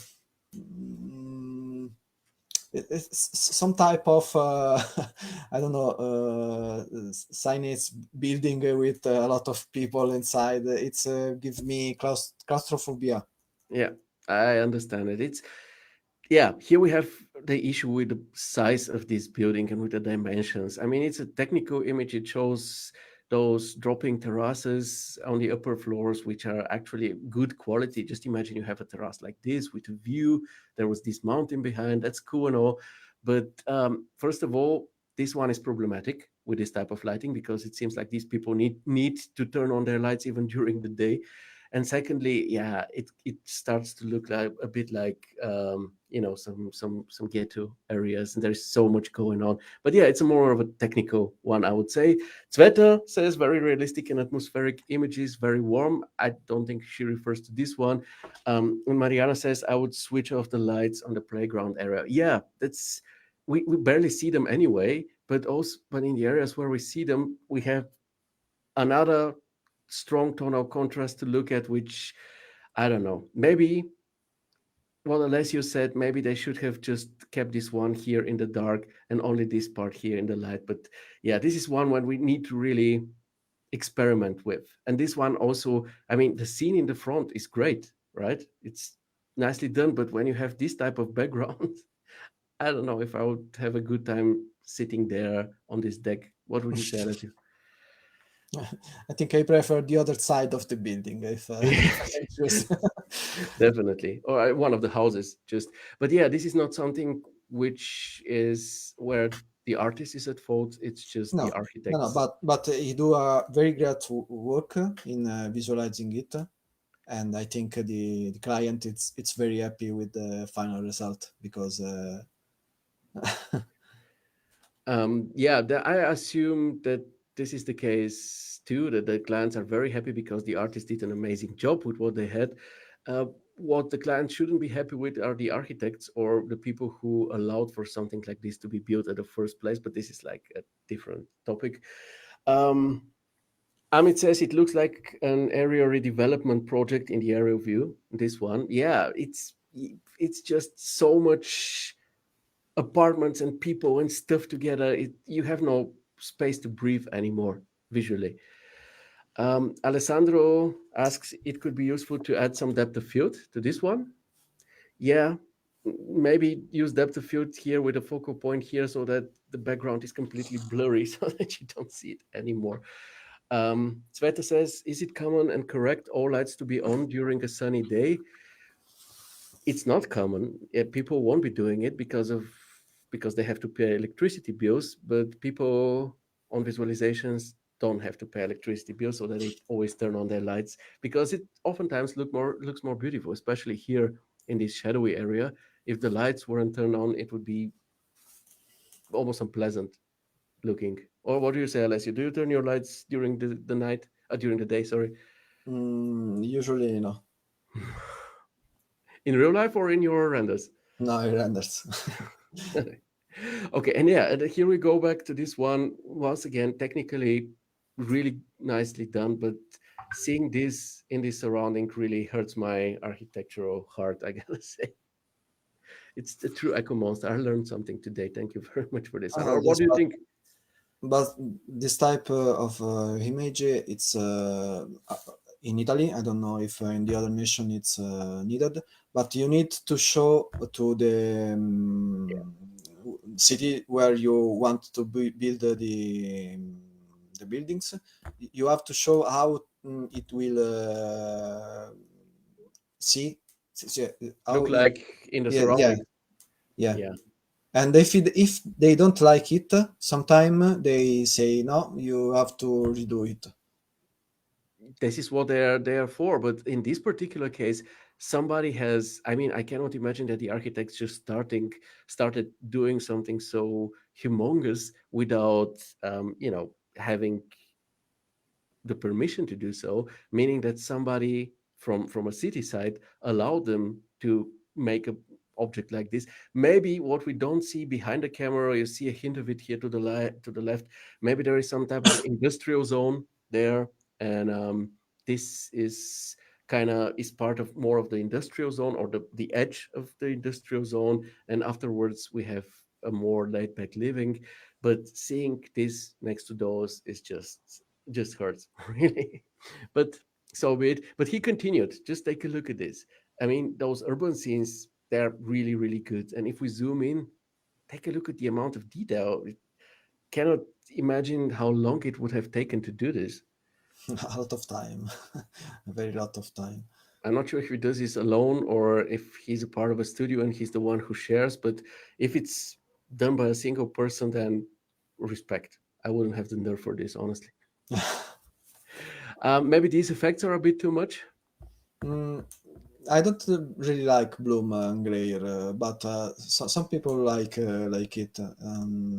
But I think it's more an artistic signature instead of technical things.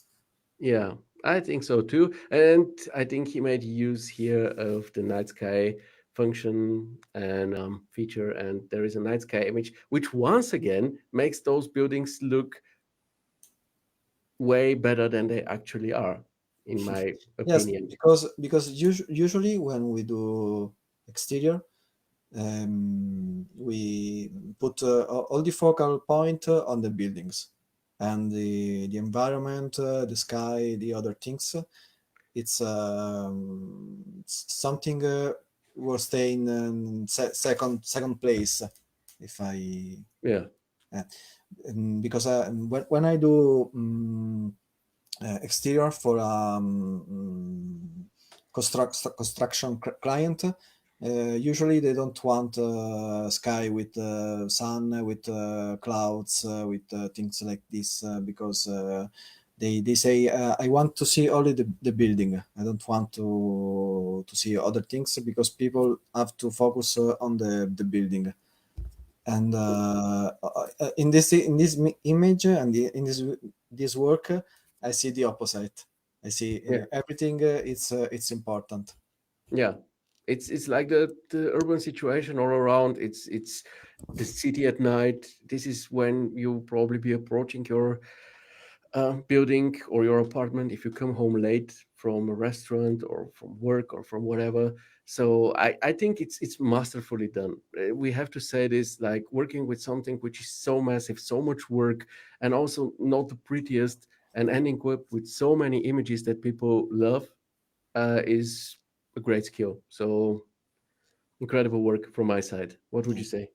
Yes, but honestly, I like this type of work because it show the artistic side of the visualizer instead of the other type of work because when you see one work you see all because they are the same every time so Yeah, so the sun it's at the same direction, the light is same yeah, in every screen, and it's something you need to sell your product. It's not something artistic. yeah. Here we see the point of intersection of informational and emotional architectural depiction, I would say, because these are both. These are very informational, but they also have a lot of atmosphere and mood with them. And yeah, I think this is really really a great example and something one should and can and must be proud of. Shall we move on to the next one? Okay. Um, Next, we have a practice session by Janitha. Folks, give your works a name because otherwise I have to name them, and I'm not good with naming projects. Okay. Janita says, "Hi everyone, sharing a few shots from my recent practice session. I focused on in-camera motion blur, capturing object motion, exploring lighting moods, and experimenting with shadow painting. Let me know what you think. It's done in Max and Corona, post-production in Photoshop. It seems like these are done with reference images in mind, and I think this is a great project to talk about, considering one of our focus topics for today, lighting." Yeah. Yes. If if we can compare this image to a Caravaggio paint, Yeah, but as I say, Ylli, it's not a common image we can see for commercial work, and it's for me it's a shame because I prefer to see this type of image if I have to buy something that something without souls. absolutely. I mean, the tonal contrast here, you should actually say this word because I think you can pronounce it better than me, but this is a wonderful example of chiaroscuro. Is it the right pronunciation? Yeah, chiaroscuro. Chiaroscuro, yeah. Because, it's not only tonal contrast, but we have this dark background, and then we have this strong tonal contrast of the chairs, of the table, and even this simulated window made out of wall art pieces, actually. Yes, it's a painting on the wall. Yeah, I think they even have frames to them. At least I see Yeah, here in the it's reflection, but a small frame. Yes. yeah, but it's wall art pieces that together resemble a window, which I think is very creative. But yeah, this one is definitely about this bold mood because if you take a look at this, it looks like the place, like the table and chair, where major decisions are made. If you see this, you don't really imagine, a school child with its colorful pencils coloring a book, right? You imagine a place where people, smoke a cigarette and have to take the decision if to pull somebody out of life support or something like this. At least this is what I envision. What do you see in this one? I see mm, two words, two words in this image: the dark world and the light world. So you have two focus point where you can focalize your attention. Yeah. I mean, if it's, let's say, about project visualization and it's about the chairs, maybe the furniture, I think this is actually a great way of doing this. Yeah, you may not see every detail, you may not see the material perfectly, but as you said, this is something which people don't see that often, and this stays with one. This is an image to remember. Yeah, So maybe you don't see every pattern of the wood or something, but you see the chair put into such a stroke and bolt situation that you probably think, oh, I want to have this one too. So, and the motion blur in this particular case, I don't think it's very much needed because I barely see it. Honestly, it's like a dark person in front of a dark wall. I think the image would have worked without the motion exactly as good. no, yes, but I think it's not a problem in this image No, because it's stay in foreground, so you don't catch attention from the other object in the scene. yeah, absolutely. It's dark. I mean, it's barely there. You can live without it, but because let's say the next example, this one here, the person plays a way more major role, or don't you Yes, think? yes. In this image, I think it's the in all the project, it's the less impactful if we talk about light, Yeah, because here it's a soft light um, will show how an ambient it's without a dark area or light area. It's all yeah, in the same light. yeah. And as you say, the person with motion blur mm, take too much focus from the other object in the scene. I think it's the way I perceive this one is, let's say this is an art daily photo shoot, and the photographer, like the person is going around the house, and the photographer is following them, taking photos. Like an image like this, if you have a person, especially with such a strong direction outside of the borders of this image, this would most likely be perceived like the next room that you will be showing as in the next image will be the one that the person is walking towards. Yes, So because you can use the person as a navigator, so to yeah, speak.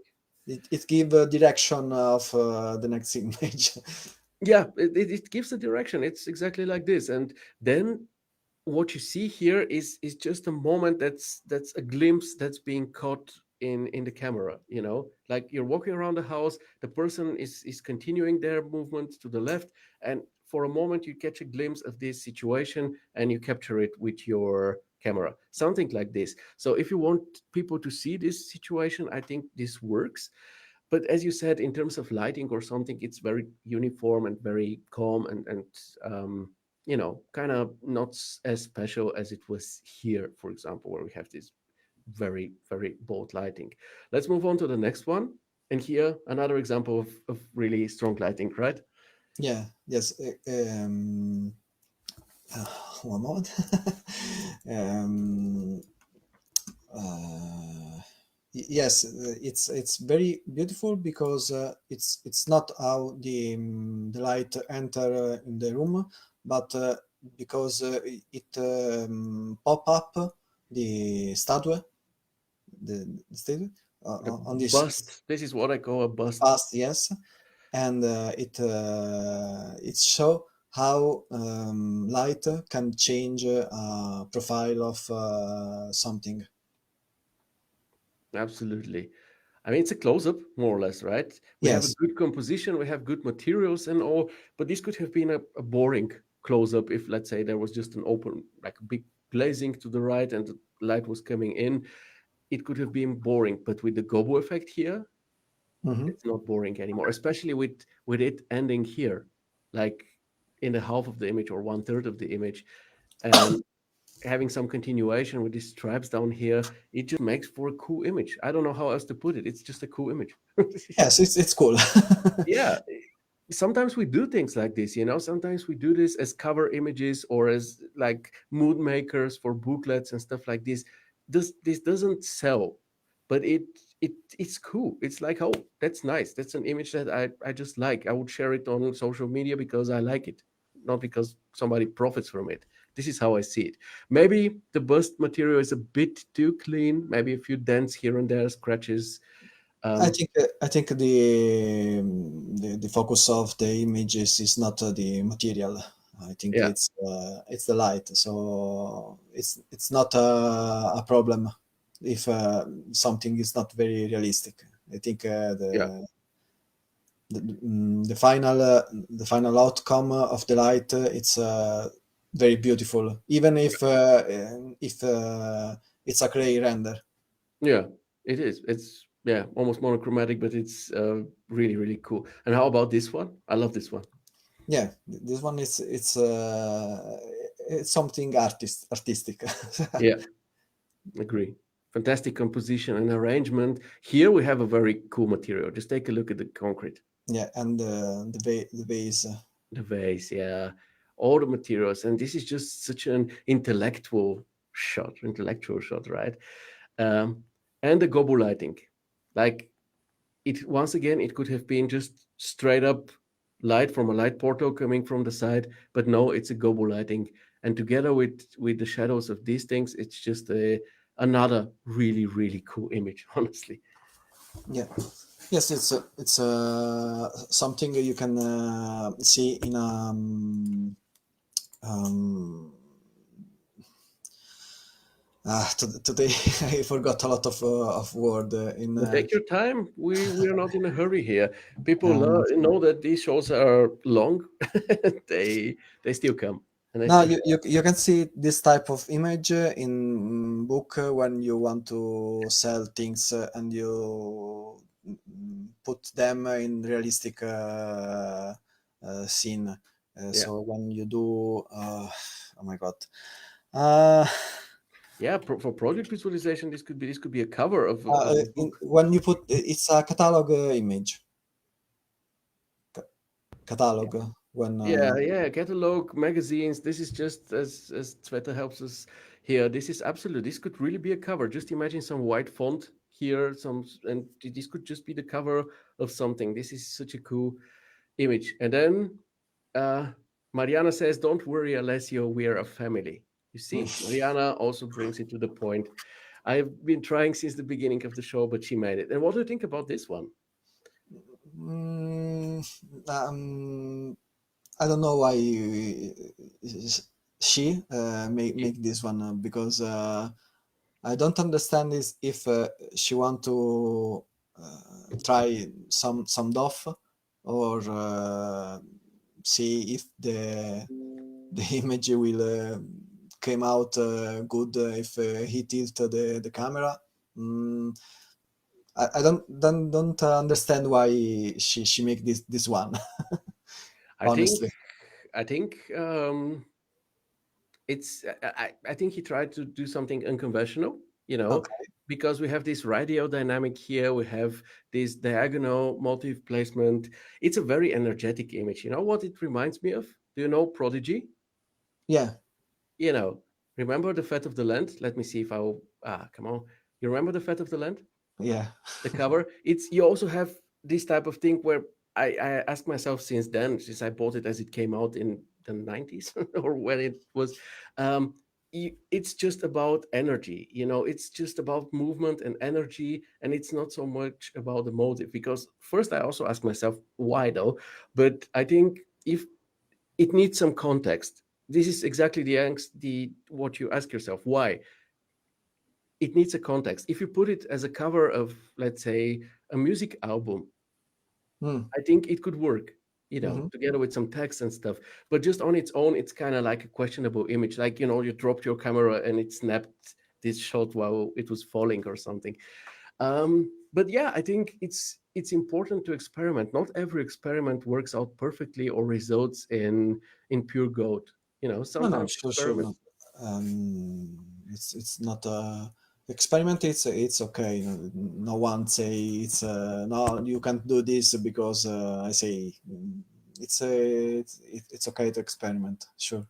Yeah, I mean, Janita says, I want to try out in the camera motion blur here to make a more dynamic shot. Well, yeah, the more dynamic shot is there. The you know this radio dynamic is there. The energy is there. It's a bit questionable. Maybe next time you can try out. Um, I don't know. Maybe simulate as if the bust is falling out of this fundament it is or podest which is placed on or something like this. You know, so that it makes a bit more sense. But even if like this it's cool. Just maybe give it a bit more context. And Amit says, yeah, one of his favorite albums, "Fat of the Land," "Smack My Bitch Up." Yeah, it was great.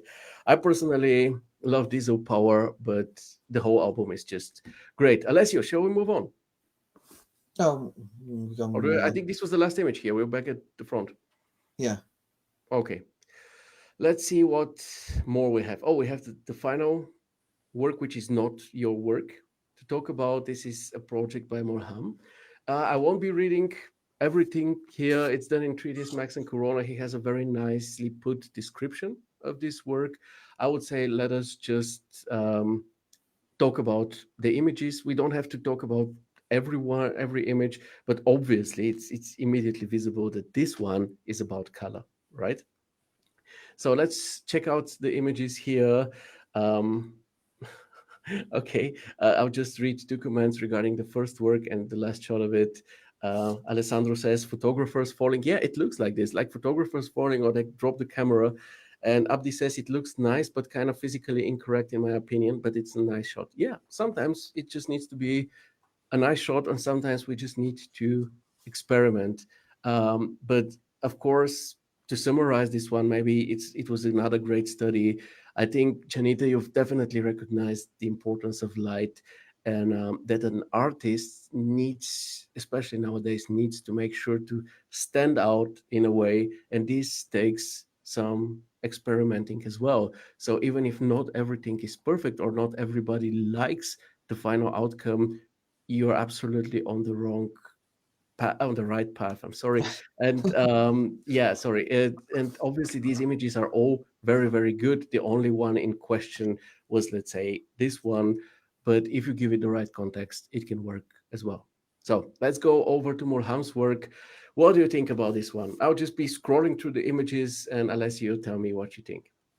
I think he used the complementary color very well, because it not only used complementary color, but he chose to do complementary color with a split. Yeah. And not very much, not much people, not much interior designer know how to use color like this. Yeah. This is a seldom and I would say even pretty unique color combination, even though I mean it's a very good work. Nice models, materials, and everything, nice modeling materials and so on. But what really stands out immediately is the color scheme here, the color palette. And it's kind of confusing to me because the moment I saw it, it immediately reminded me about an image that I have seen literally years ago. And I went back and actually found it.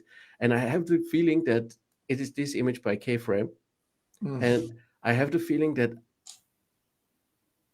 since then, let's say I've seen it like 3 or 4 years ago, and I have the feeling that since then I haven't seen this combination elsewhere until I see it here, which is very strange to me because obviously this combination works. It provides a very nice color contrast as you described it. So why don't people use it? What's the issue with it? Do you have an explanation? Oh, I ask sometime interior designer why they don't use some color. It's not the beige, black, white, or something like this, because they say people after some time don't like anymore those color because It's too bold, too prominent. yeah, They get yeah, bored or what? Okay. Well, but you can get bored with beige as well. I mean, obviously, okay, beige is a bit more basic and maybe a bit more difficult to get bored with, but okay, I think so. You think people will make it and then love it, and then after a while they'll think, why did I decide to go with this color palette? exactly.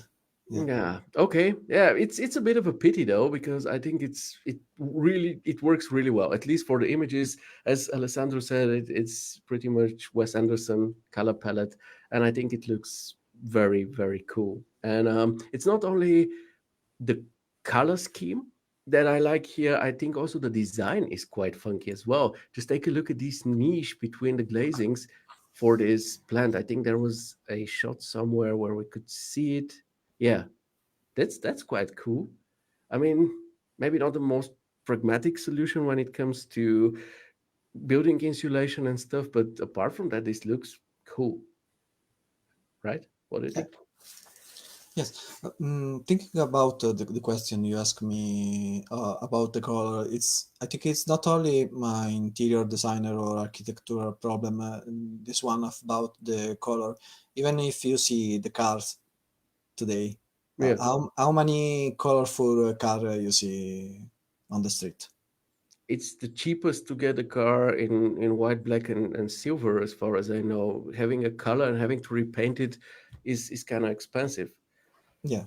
But if you think about the past, a lot of Yeah, car it's plant full of color yeah, it's a and pity. yeah, yeah. For me, project like this, it's have more character Yeah, instead of modern things with same color and I don't know. yeah, the uniform. I mean, Sveta here says everybody wants a cappuccino interior nowadays, and I love these colors. I'm into earth tone colors, but honestly, when I see something like this, I'm kind of, oh, you know what? This is cool. This is funky. It draws my attention, and I really applaud the people who have decided they would live like this. I don't think there are such people. It seems like this is like a practice project, but nevertheless, I think it's nice to see something different, something that visually stands out. So also those lamps, just take a look at how cool they are. Yeah, Not my style, but definitely well done. Mariana says these shots are amazing, and I really love the brave decision to go with colors and not the ordinary beige. Yeah, everybody is getting bored with beige, honestly. I mean, I understand it, but come on, we need to be a bit more creative than this. And Romain says the lighting on the chairs is perfect. Yeah, a lot of things are perfect with this one. Also, the modeling, if we go back to let's say, the major shot here, it's very clean modeling that we have here, and generally very well executed work. But something I wanted to bring out as a topic here, because so far we talked very a lot about lighting, but you see. not every time having a moody lighting. So if we go back to the first project, for example, and we try to imagine this type of lighting, um, oh, sorry, within this interior, this wouldn't be a good idea because you have this colorful, strong, patterned lighting atop of something which is already saturated, bold, and colorful. And then we'll have too many layers of things happening.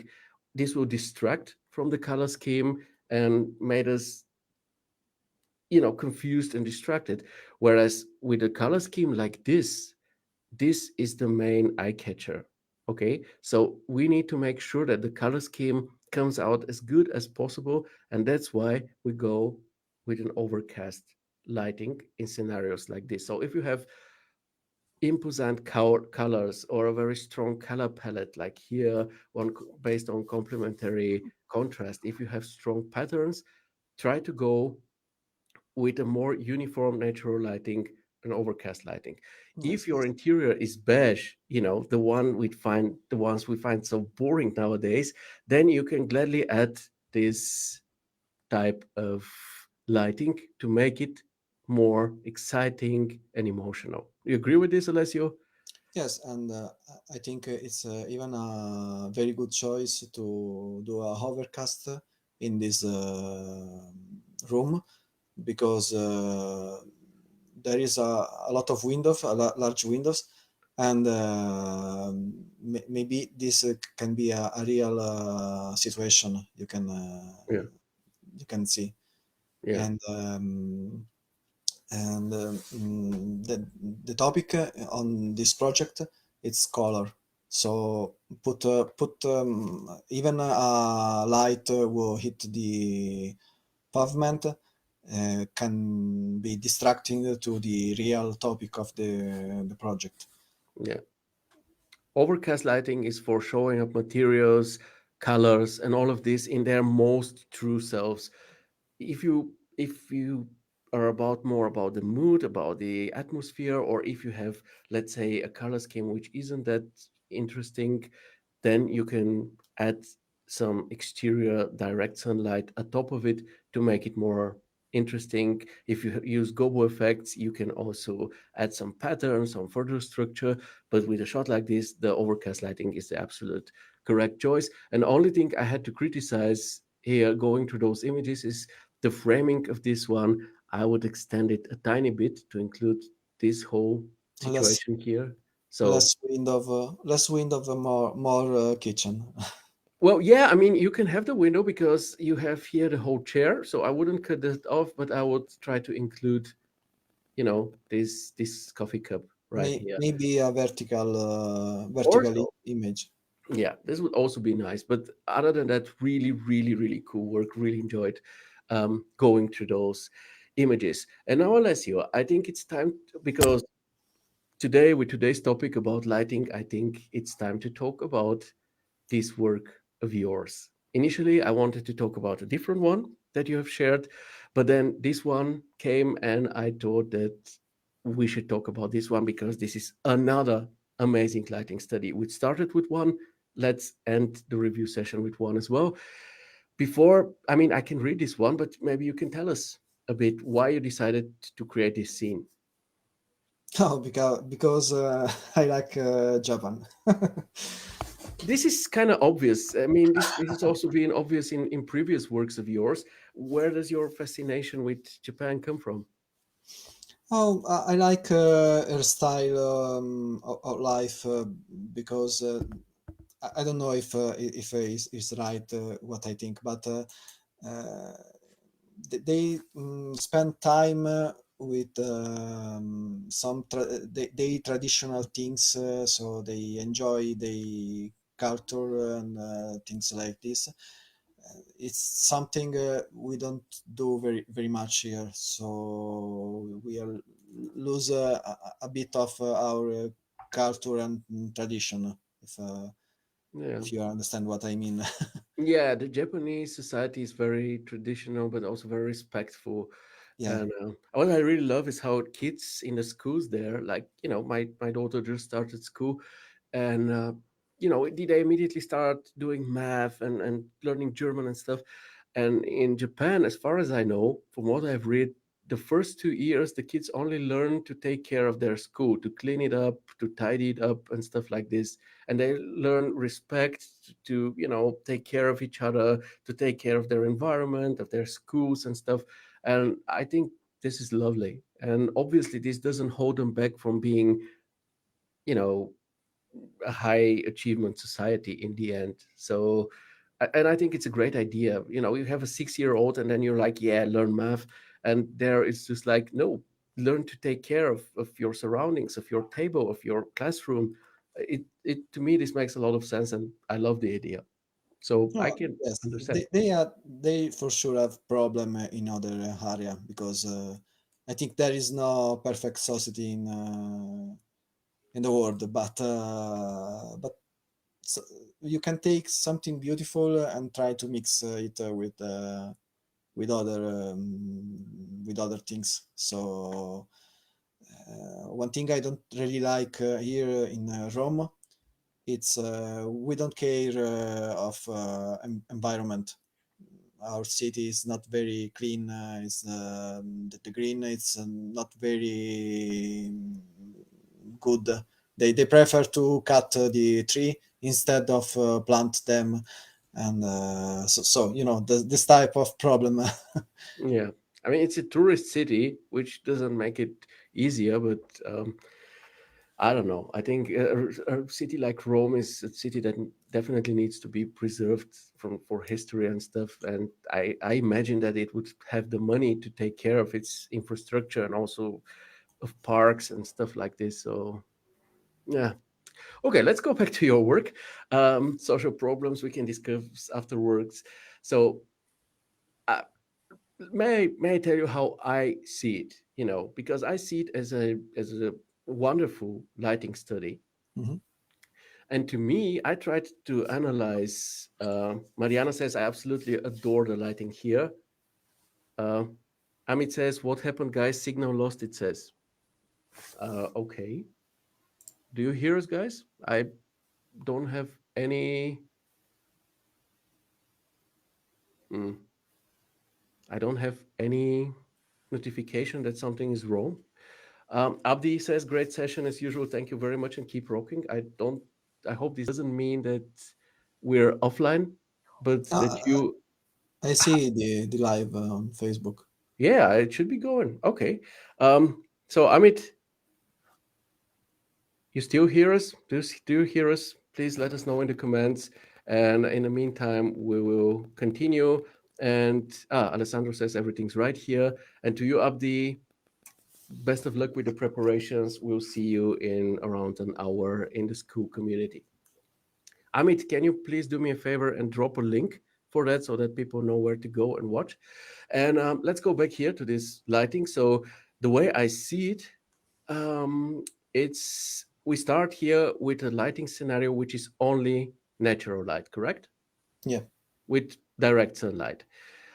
Then the second shot is more or less the same version, but this time we don't have direct sunlight. We only have the environmental lighting, correct? exactly. Okay. And then in the third one, you have turned on this lamp next to the girl. So Hmm. we have this direct artificial illumination on the inside, which definitely adds this pleasant warmth here that we didn't have before that. Before that, it was kind of, overcast, kind of neutral. And suddenly we have this warmth, which is always great for a bedroom, like Mm. because this is a place where we go to lie down, to wind down and have a rest. Then next thing you do, this is a crucial point. We have the overcast scenario, we have the direct artificial illumination for the lamp, and we have a fuel light. Correct? Let's Yeah, compare. Here yeah. we It's don't have it. exactly. It's a light coming from another room. Yeah, it's a fuel light. And now take a look at all the architecture without it and with it. It's so much better. There is one issue though, where that I see. Take a look at the girl. Here, the backside of her Hmm. is has still some tonal contrast to the rest of her and to the wall. And with the fuel light coming, we lose this contrast here, okay? But apart from that, so these are things that happen. So what we can do in cases like this is just place an object in front of the fill light that kind of occludes it, so that this part of the girl is not Illuminate, yes. illuminated, but the rest is, because this part up here, take a look at this. Here it's kind of not visible, and here it becomes a part of the whole. So this fill light was a major inclusion. Am I right so far? Do we see it? Yes, this is why I choose to put a light outside the scene to emphasize the architecture. Yeah, this is exactly, these types of works are so precious, especially for a community like ours, where we also want to show, you could have just shared one image, like your favorite version, you could have shared it, dropped it, and said, I did this image, goodbye, and that was it. But going through this gives us the chance to see how things look like, and why it is, for example, important to have a fill light like this. And I love this. I think this is what makes the community thrive. Projects like this, where you show the process and not only, because the next image is my favorite one. I love this one. It's, I don't know. It's the evening version. We have this direct artificial illumination from the lamp, and we have the fuel light Yeah, here still happening. yeah. And I love this. It's just the color contrast, the coziness, the situation with the girl next to the lamp. It's amazing. And you could have shared just this one and you would have gotten your likes. But to see the process and the way to this image is what makes it so valuable to me personally. Yes, it's change. It's quite a different scene from the first one, if you think about it, And you now because start, yeah, sorry, continue. because this one its focal point it's a lamp with the girl. Yeah, In the first and the other object in the scene is in the foreground. yeah, In the first one, the room is the major focus one. yeah. You don't see the girl that much in this one, and No, suddenly here it's the storytelling about the girl, and she's in her thoughts, daydreaming, thinking about someone or something. And now you start removing lights, right, yeah, turning them exactly. off. So first thing what you do is turn off this light, and now we still have the fuel light and the direct moonlight coming from the outside.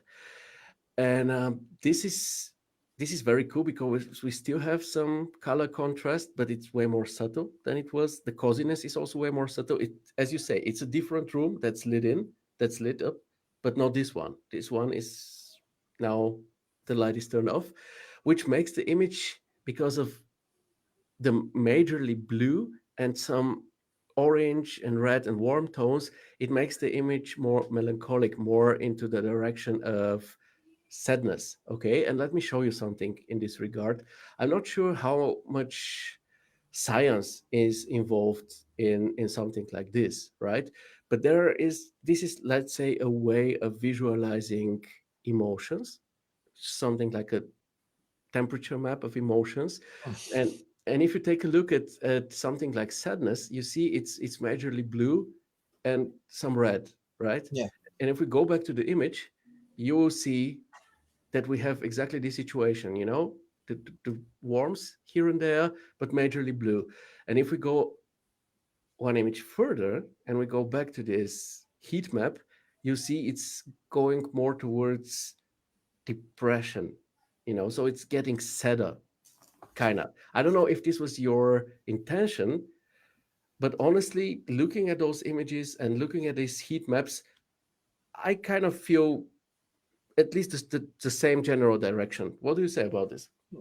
maybe I don't do it because I know the image you show, but I think I want to change the light, even for change the mood of the image.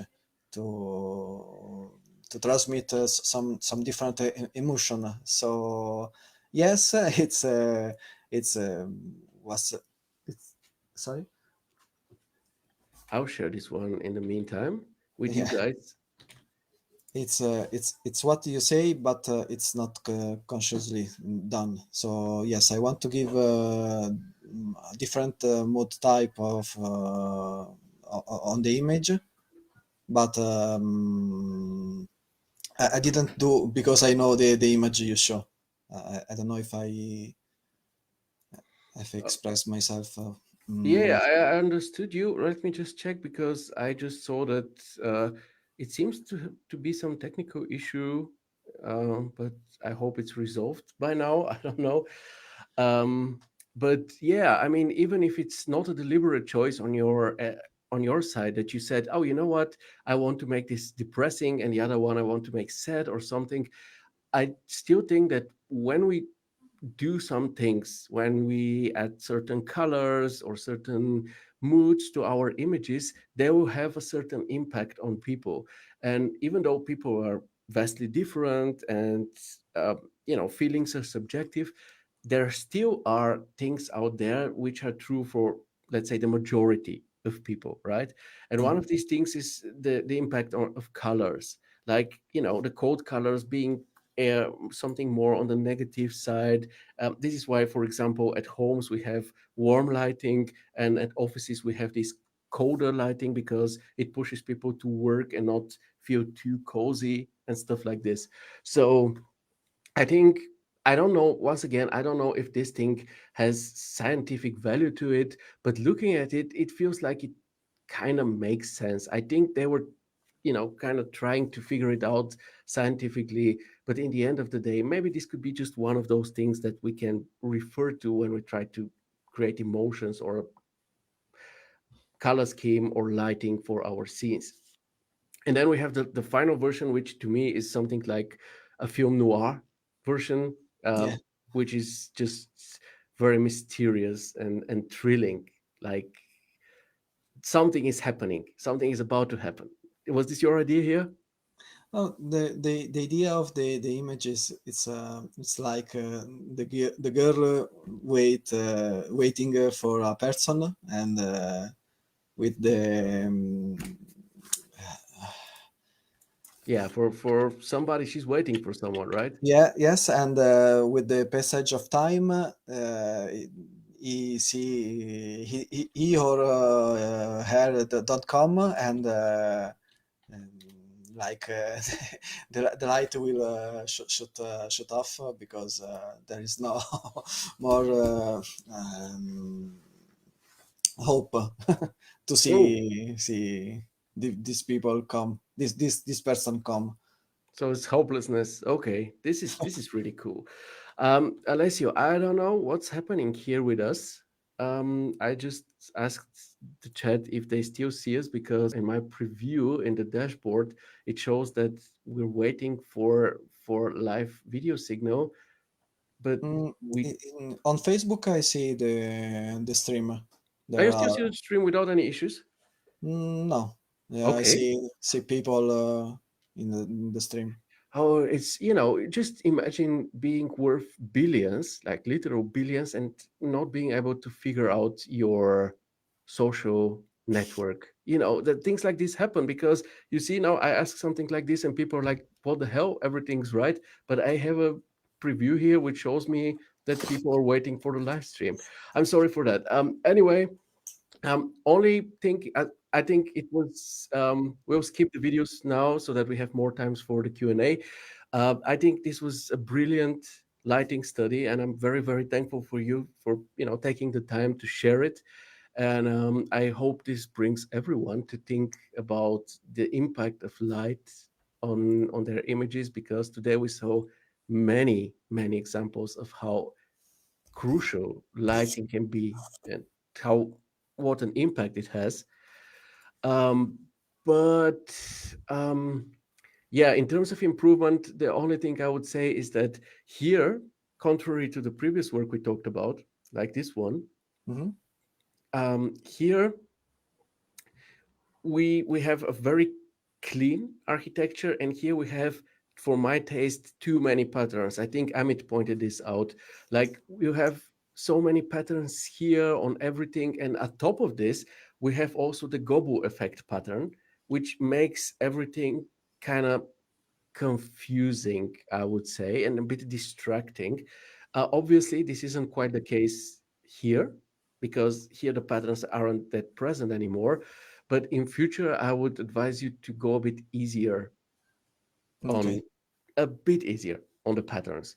But the study itself is, and the scene itself, it's beautiful. I share your fascination for the Japanese culture and architectural style. So I'd love to visit Japan one day and to go into an apartment like this. But when it comes to visualization, I think it would be nice to be a bit more calm and a bit more focused, because looking at this, there is just too much to take.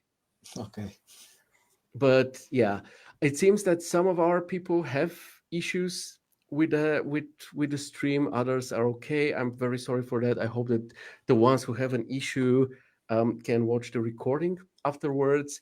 But to not break the flow, let's go over to the Q&A section. And the first thing I want to ask you is about this, those casas or villas or whatever you want to call them, of yours that you started reproducing at some point. Here is the latest one.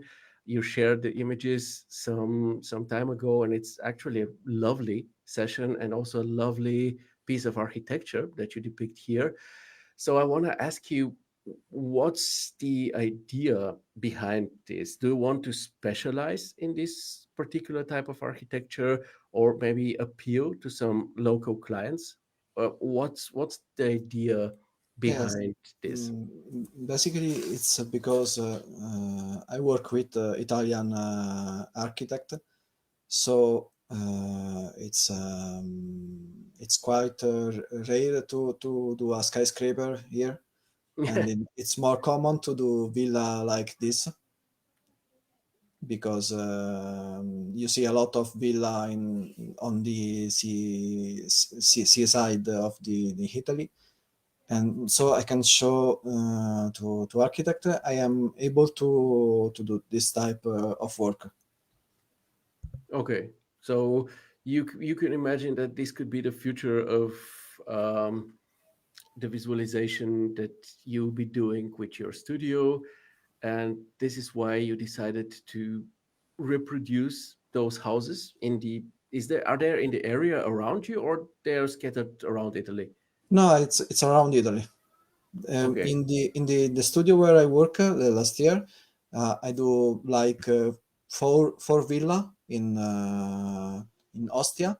It's a city on the sea, and it's something like this, not beautiful like this, but it's a building with a pool and greenery for environment and things like this.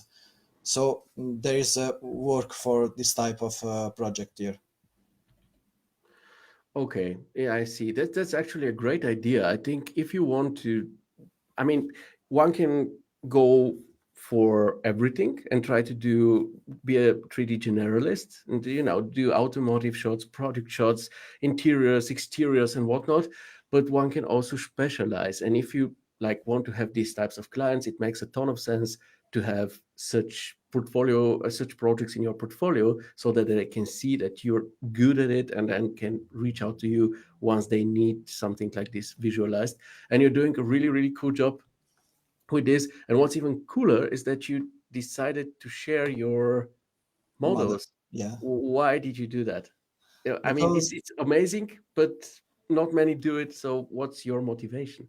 when I start to do 3D visualization, I'm not very good in modeling of things. So um, if I found a model ready to render, I'm very happy, and so I can focus on doing light, doing material, or doing things like this, because modeling take a lot of time to do when you are not good at it. and usually the architectural studio give me the 3D model, so it's rare for me to model the project. So basically I do only the material and the light, but for practice I need something to where I can put the light and the material. So I share the model, and so people can try to express their heart. They think they can do what they want with the model, and don't have to lost time to modeling things. So you're saving people time. This is really noble of yours. Let me say thank you very much. Really, really appreciate you doing this. And I also totally understand the motivation. This is why I started providing feedback because I was lacking it. And it seems like in your case, you would have been happy to get a model like this already done where you can just, start texturing and creating your own scenes, but not having to create everything from scratch. So thank you very much for doing this because it's really really appreciated. You work with cinema Yeah, and Corona, and so you can export a cinema format and an FBX format, right? yeah. Even 3ds and other type of file, but I think FBX is the better one. Are there many artists in Italy who use cinema? No. It's because in Germany, I think there are some, but generally looking at the group, there is almost no one. You're one of the few who use cinema. Have you considered switching over to Max? I start to with Max, but it's not for me. Yeah, I it's understand. it's because as I say some day ago to you, it's I don't really like the UI, because I Yeah, think they do the UI for make you go crazy for find something, and yeah, I don't really like it. I don't really understand how the program works. So I see cinema, and it's more easy for me. I don't know why, but I think it's only a preference thing. uh, But cinema, as I know, it's more used in product render and VFX. yeah. Exactly. This is what Abdi said as well. But I mean, if it suits you, who cares what you? I mean, if you have enough models, if you can find enough cinema models out there, like assets and stuff, textures, why not? I mean, Yeah, who cares? And you exactly. have Corona, like cinema. It's only Max and cinema that have Corona. Like if you're a SketchUp user or Rhino user, cannot have access to Corona. So it seems like you have what you like. You work with what you like, and you're happy with it. And actually, the quality of your work shows that cinema is very very suitable for architectural visualization as well. Okay, let me ask you about something else. You um, you decided to become self-employed, which is, as we already talked in the beginning, a potentially risky Yeah. decision because you have the family to take care of and stuff. There is no success guarantee. What made you? What made you take this decision despite that? Like you're doing it no matter what. Because I think time is precious, and when you have family, time is more precious than when you are alone. Because when I work in the studio, I was outside my house for all the day, and I can do anything with my daughters, and they are small only one time in my life, so I don't see them mm, grow. So this thing helped me to choose to try to go freelancer. Yeah, I fully understand it. I have more or less the same reasoning here. How old are your daughters? The bigger one is 10 year old, and the smaller it's 6 year old. Okay, nice. Mine is 10 and 6. Yeah. Oh, same as mine. My daughter's also 10 and 6, just started high school and primary school, respectively. And it's a lot of fun. And I'm also so happy that I get to work from home and see them grow up and, you know, be there next to them. This is awesome. I value it so much. So it's worth for me the risk and the disadvantages because there are some as well. But it seems like on your side it works. How do you approach clients or how do you get clients? You said you now have clients that are like a long-term clients, which is amazing, but how did you get to work with them in the first place? How did you reach out to them? I think it's not very professional method, but I go to Instagram, I write architect, and with the list of architect, I will spam a message to the inbox, and sometime people will reply to my message. Okay, so you just cold turkey contacting them and saying, you know what, I can do a visualization for you. Shall we try it out? Exactly. Oh, At the nice. start. Yeah, Good at to the know that start. it works. Now it's people who work with me who give my contact to other designers Word of mouth because is the best type of yeah, advertisement. because they see the project on the Instagram face and ask who made this render, and they give my contact to them. I understand. This is great. I hope others will also be happy to hear this because I think that a lot of people are active on Instagram and knowing that, you know, reaching out to people and just saying, "Hey, here I am," actually works out. Obviously, probably 1 out of 10 or 1 out of 20 Yeah, times it but works so. it's not a problem. But yeah, I mean, it doesn't cost you anything, right? It costs a bit Exactly. of time, but it's great to know that it works. Also, folks, if you're the one of you who are still with us, because some of you cannot see us anymore for some technical issues, others can. I've never had this happen before, honestly. But yeah, those of you who are still with us and still here and see us, if you have any questions for Alessio, now it's time to ask and I will continue here with mine. In the beginning, I asked you what it is to be a 3D artist in Italy because, like, there are two sides of it. There is the 3D render community there, which as far as I know, is actually pretty strong and pretty talented. I know many artists from Italy who are really good. Is there a lot of competition because of this? Um, Yes, is there a lot of competition, but because people tend to give the visualization at no cost. Like, okay, I will do entire apartment for 100 euros. Yeah, Mm, so yes, there is competition, but if you want to compete with love, love, low mm, bidders. Yeah, I don't know if you understand what I mean. yeah, yeah, sure. But for you, there is also enough work, I assume. Yeah, yeah.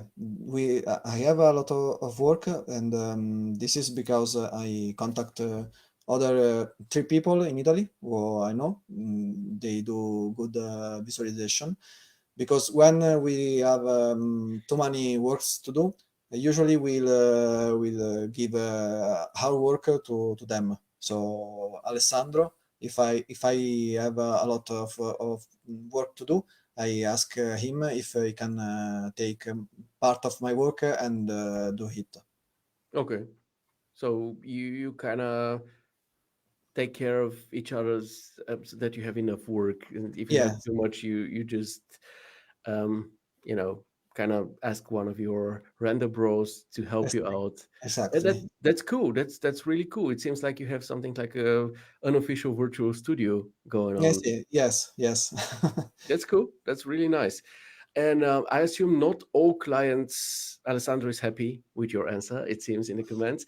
And I assume not all clients are as bad as the clients that we talked about in the beginning with the 100 revisions and so on. You have those long-term clients. I assume they are people who you're happy with, they're happy with you, that appreciate your work. Yeah, yeah, So exactly.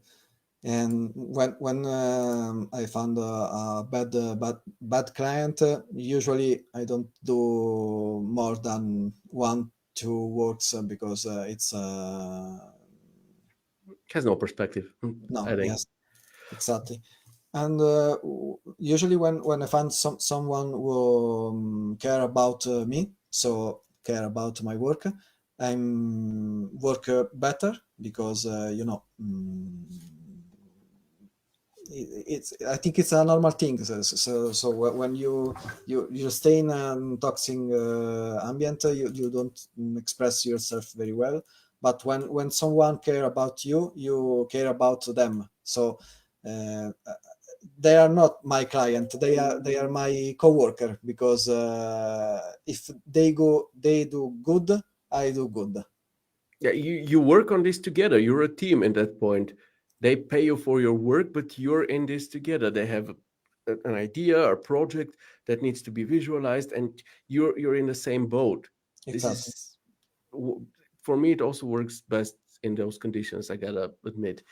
Um, do you have a favorite type of visualization, like interiors, exteriors, or maybe some free time experiments, imaginary scenes, whatever? Oh, I prefer to do exterior scene, personally, but I like even to experiment, or do something like I don't know, making I did one time I did I will show you. Really? By the way, Marco is I think a bit unhappy that you didn't mention him. He says now I'm going to make a jealous scene live. So please quickly mention him and say he's awesome, which I'm sure he is.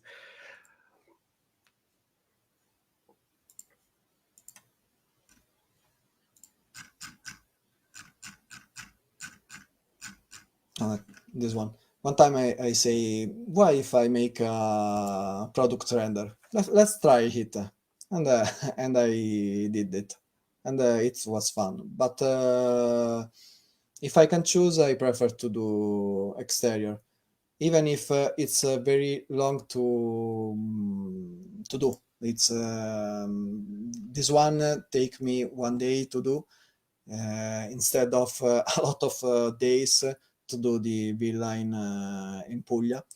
And so when I have time, I prefer to do exterior. When I don't have much time, I prefer to experiment and train with a simple scene, like this one, or this one. Um, Okay, wait a second. I understand. I also prefer exteriors, even though I find them to be more tedious and slower to work on. But to me, they are more fulfilling. But from time to time, creating something else like this project visualization shot that you did, I think it also bring some fresh air into into your workflow, into your work day, so that you know that there is something else out there, not only doing one and the same. Um, I have a question which was asked in the group as a question a few weeks back by Isaac, and I think it's a question which is just such a nice general one that I would like to ask each one of you who are here with me about it. What is more important to you, a photorealistic or a beautiful image? Beautiful image. So far, I only get this answer, but why? Because if you want to see something photorealistic, you can go out and see it. Yeah. Because I prefer to see what the artist want to share with other people, instead of something it's you can see everywhere, or I don't know. It's something not very. It's soulless. It's something don't represent your thinking. I think beautiful image just stays with one and is remembered, whereas a photorealistic image is just a photorealistic image. Like any image you can take with your phone is photorealistic, but not a good or a beautiful one, right? Yeah. So, yeah, I agree. Sveta has a question. I think it's regarding client communication. She asks, "What do you think about giving a credit, mentioning your name in Instagram or Facebook? I find this very frustrating with some clients in Bulgaria." I think she refers to when the client uses your images, if they credit you as the maker of those images, or not, because of course if they did that you would get further exposure. So do your clients, when they share their works on Instagram, for example, do they tag you in those? No, no, and sometimes I ask them to do it because I want they tag me. And I remember one client was say to me, he don't do it because if the people see I do render for them, they reach me and ask me the project instead of her. So I say, This is the goal. But yeah, I mean, yeah, obviously you want just to get your name out there, to get exposure so that other people reach out to you. But of course client can be a bit possessive and be like, I want to keep you for me, you're my secret weapon. And so yeah, I don't want others to know about you. But yeah, if you can, this goes for all, for everyone, if you can, make sure that clients actually share your name, that you're properly credited, because you profit from this long term and they don't really lose anything. another problem I have regard of this, it's a visualization studio I work for who do buildings in Switzerland, and because they pay us like we are Switzerland citizen, they don't want them Oh, know we are Italian. I see. So I have a lot of works I can public because they don't want they know we are Italian. I see. Okay, I understand. Well, okay, this is a gray zone. Maybe we should stop talking about it, but it's understandable. Do you have, so that we have a bit of a time until the next show begins, in which starts in like, I don't know. Let me check. 15 minutes. Two last questions. Do you have any recommendations for books, movies, music, something which inspires you? Something, it might not be 3D related, something what you think, well, this is great, I want to share it with others. Okay, so maybe for music, every time someone asks me what to listen, I recommend Aerion. I don't know if you know them. Isn't it a metal band? Metal band, yes. Yeah, I know them. Yes, and it's very beautiful music for me. But I know someone can don't like them. But if you can try to listen to them, make them a chance. And for movie, of course, Star Wars. Star Wars. But the old ones or the new ones? Do you like the new ones as well? I know only the old ones. There is new ones. Right answer. Okay. And what do you, final question, what do you do to keep yourself healthy, both physically and mentally, so that you're, fit? Oh, when I was younger, painting miniatures. This But is like your type of meditation, I assume. yes, because it's very relaxing and I can focus on one thing and don't thinking about other things. So it's relaxing for me. And now it's playing a board game with friends during the night. Board games. Yeah. So, but you play them like on-site board games, because you can play board games nowadays also online, but No, no. you meet up and you play. Yes, yes, on site. That's nice. So we meet at the house of one of those friends, drinking beer, drinking something like this, and playing games all the night. And I assume spending time with your family, your daughters. Yes, sure. During the day, because they go at bed at night in early. So then I will go out and have fun with the friends.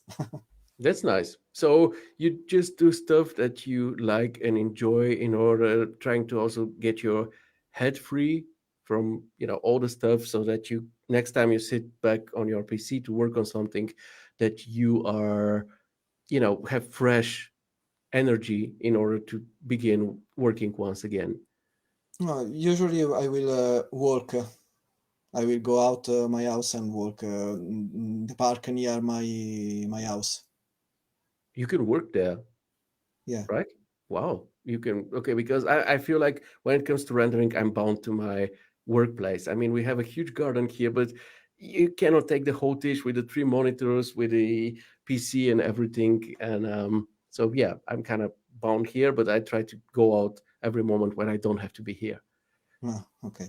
So, yeah, but it's very interesting to see different artists answering this question, so that we, get a vision of how people learn to cope with stress, with their health, keep healthy, and keep their mind also fresh. Because I think if you do it 24/7, never do anything else, you can get stuck easily. For a while it works, but I don't think on a long term.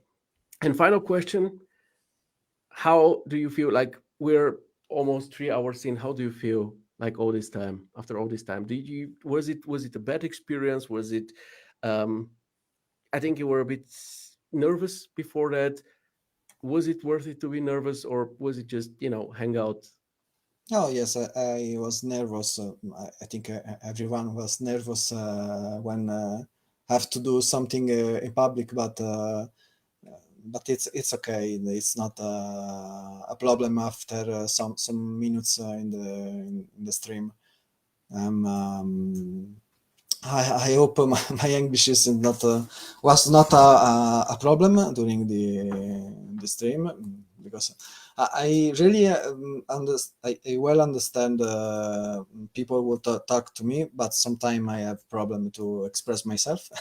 We But I know. understood everything you said, so it was wonderful, and I really enjoyed your presence here, and our discussions, the reviews. It was really, really a pleasure to have you here. I hope you've enjoyed your time, Yeah, sure. because I did. It was very great for me to have everyone, somebody else here with me, to get to know you guys better, because I see your work over years, but I don't have a person to connect this to, and now I do. The more I invite all of you, the more I will have these people in mind, which makes you feel closer to me. So I We thoroughly are enjoy a this. big family. Yeah, this is what we want to be, like a real family, and I totally enjoyed this. So yeah, thank you very much. Sveta says thank you. It was nice to see you. um, Sorry for the technical issues, they're very unexplainable to me. Never had this happen before, that some people see us without issues and other people don't see us at all. I don't know what to do out of this, but for this reason I will make sure that the recording, if it's a problematic recording, I'll just take the version from Riverside and upload it to our YouTube channel as soon as possible, so that you can go watch what you've missed because of those technical issues. And if you don't have anything to add, do you have something to say? No, I will